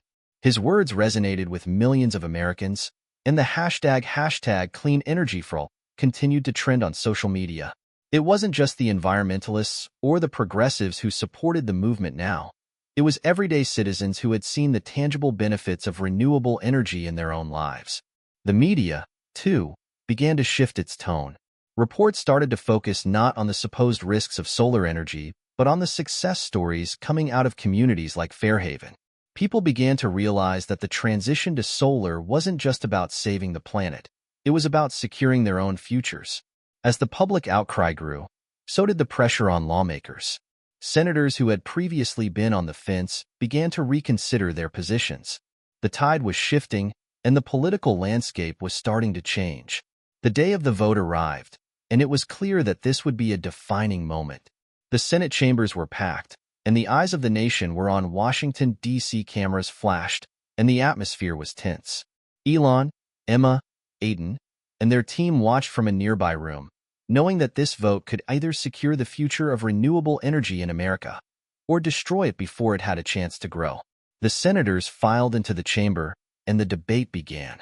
For hours, they argued over the merits of renewable energy, the cost of the transition, and the potential dangers of over-reliance on solar power. The opposition continued to spread fear, while Elon's supporters remained steadfast in their belief that the time for change had come. Finally, it was time for the vote. Elon held his breath as the results were read aloud. One by one, senators cast their votes, and the tally began. It was a close call, but as the final votes were counted, a cheer erupted from Elon's team. The bill had been defeated. The movement had won. The defeat of the bill marked a monumental victory for Elon and the renewable energy movement. The defeat of the legislation was not just a political triumph. It was a victory for every American who believed in a better, cleaner future. In the days following the vote, Elon's team worked harder than ever to ensure that the momentum wasn't lost. New partnerships were forged, new investments flowed into the renewable energy sector, and towns across the country began making plans to implement their own solar initiatives. But the real victory, Elon knew, wasn't in the defeat of the bill. It was in the transformation of the national conversation. The fight was far from over, but with the support of millions of Americans, Elon was more certain than ever that the future was one that would be powered by clean, renewable energy. As he looked out over the landscape of Fairhaven once more, Elon realized that this was just the beginning. The future of renewable energy had been secured, not by technology alone, but by the collective will of a nation determined to move forward. And with that, Elon Musk knew that the real work had only just begun. The victory in the Senate had been hard-won, but it was only the beginning of what would become one of the most transformative periods in modern history. The defeat of the bill was more than a political victory. It was a testament to the power of the people, to the power of unity in the face of opposition, and to the unstoppable momentum of change. For Elon Musk, the road ahead was clear, but it was not without its challenges. The national conversation had shifted, but now they had to turn words into action. The country, united by the collective desire for a cleaner, more sustainable future, was ready to move forward, but they needed leadership, vision, and unwavering commitment to see the transition through. In the weeks following the Senate vote, Elon's focus turned towards scaling up the solar initiatives that had taken root in Fairhaven and other pilot communities. He had always believed that technology was just one part of the equation. Real change required infrastructure, education, and widespread support. He gathered his team once more, this time in the newly expanded solar center in Fairhaven, which had become the epicenter of the renewable energy movement. "We've won the battle," Elon began. "But the real work starts now. We need to build the infrastructure that will make solar power accessible to every corner of this country. This isn't just about technology. It's about ensuring that every community, whether it's a rural town in Kentucky or a neighborhood in Brooklyn, has access to clean, affordable energy." Emma nodded in agreement. "We've got the technology. We've got the support. But we need to ensure that everyone is trained and ready to implement it. We're going to need more workers, more training programs, and more partnerships with local governments and businesses." Aiden, ever the strategist, added, "And we can't forget about the grid. We've already seen the success of solar, but we need to make sure the infrastructure is there to support it. This isn't just a solar energy revolution. It's an energy revolution." Elon smiled, feeling a rare sense of clarity. He knew that it would take years, possibly decades, to fully transition the country to renewable energy. But for the first time in his life, he felt the world was ready. The battle was no longer about convincing people that change was necessary. It was about making sure they had the tools to build that future themselves. To make the transition a reality, Elon knew he would need to forge new kinds of partnerships, ones that extended beyond the boundaries of Silicon Valley and Washington, D.C. He called for a series of roundtable discussions with business leaders from various industries, from agriculture to tech, to discuss how they could integrate solar and other renewable sources of energy into their operations. One such meeting took place in the heart of Silicon Valley, where Elon sat down with the CEOs of some of the biggest tech companies in the world. The conversation was a mixture of pragmatic problem-solving and bold, visionary thinking. "Look," Elon said, "we have the technology to make this transition happen faster than anyone thinks. What we need is your commitment.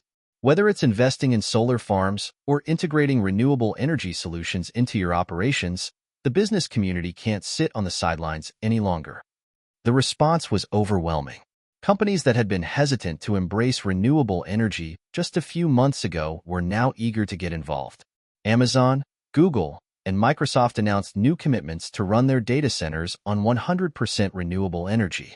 Smaller tech companies followed suit, and a wave of innovation and investment began to take shape. But it wasn't just the tech giants leading the charge. Elon also sought out leaders in industries that had been more resistant to change, including the oil and gas sector. While many were still skeptical, there were signs of a shift. "I don't expect miracles overnight," Elon told a group of oil executives during a tense meeting. "But this isn't just about politics anymore. This is about economics. The world is changing, and those who don't adapt will be left behind. The future of energy isn't oil, it's solar, wind, and battery storage." While some executives remained unmoved, a few saw the writing on the wall. they began to cautiously consider how they could pivot toward renewable energy. Elon knew that change in the oil industry would take time, but every step forward was a victory in itself. As the solar initiative expanded across the country, it began to create a ripple effect that reached far beyond the energy sector. Entire communities were transformed as they embraced renewable energy.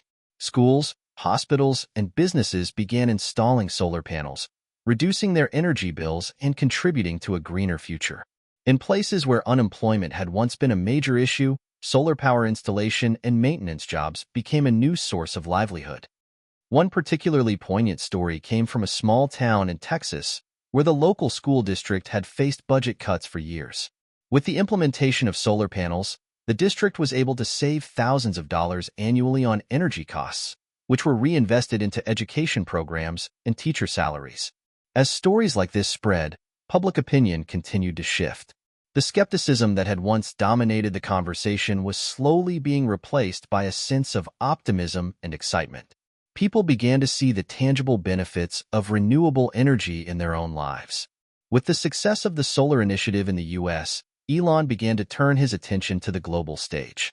He had long believed that the future of energy was not just about one country, it was about the entire planet. If the world was going to confront the challenges of climate change, it would take a collective, international effort. Elon's first step was to expand Tesla's solar initiatives beyond North America. With partnerships already in place in Europe and Asia, Tesla began to build solar farms in countries where the potential for renewable energy was abundant but underutilized. India, Africa, and parts of South America, regions rich in sunlight but lacking the infrastructure to harness it, became key areas for growth. Through collaborations with governments and NGOs, Elon worked to bring solar energy to communities that had never had reliable access to electricity. These projects were about more than just installing solar panels. They were about empowering entire nations, providing access to energy that would allow them to leapfrog traditional, polluting forms of energy and embrace a cleaner future. Elon's vision was no longer just about transforming the U.S. It was about creating a global movement that would leave a legacy for generations to come. As the years passed, Elon Musk's dream of a sustainable, clean energy future became a reality. The shift to renewable energy wasn't without its hurdles, but with each challenge came an opportunity to innovate, to learn, and to grow. In the end, it wasn't just the technology that had made the difference. It was the collective will of people who believed in something greater than themselves. It was the farmers, the teachers, the business owners, and the everyday citizens who had fought for a better world. They had built the future alongside Elon Musk, and together, they had proven that when people come together with a common purpose, anything is possible. As Elon stood before a crowd in Fairhaven, at the grand opening of the world's largest solar farm, he reflected on the journey. He had started with a simple belief, that the future could be better, that humanity could overcome its greatest challenges. And now, with solar energy lighting the way, that belief had been realized. He looked out over the sea of faces, the faces of the people who had made this moment possible. And in that moment, Elon knew that his legacy wouldn't just be defined by the technologies he had created. It would be defined by the world he had helped to build, a world that was cleaner, more sustainable, and filled with hope for future generations. The future, it seemed, had finally arrived, and it was brighter than ever.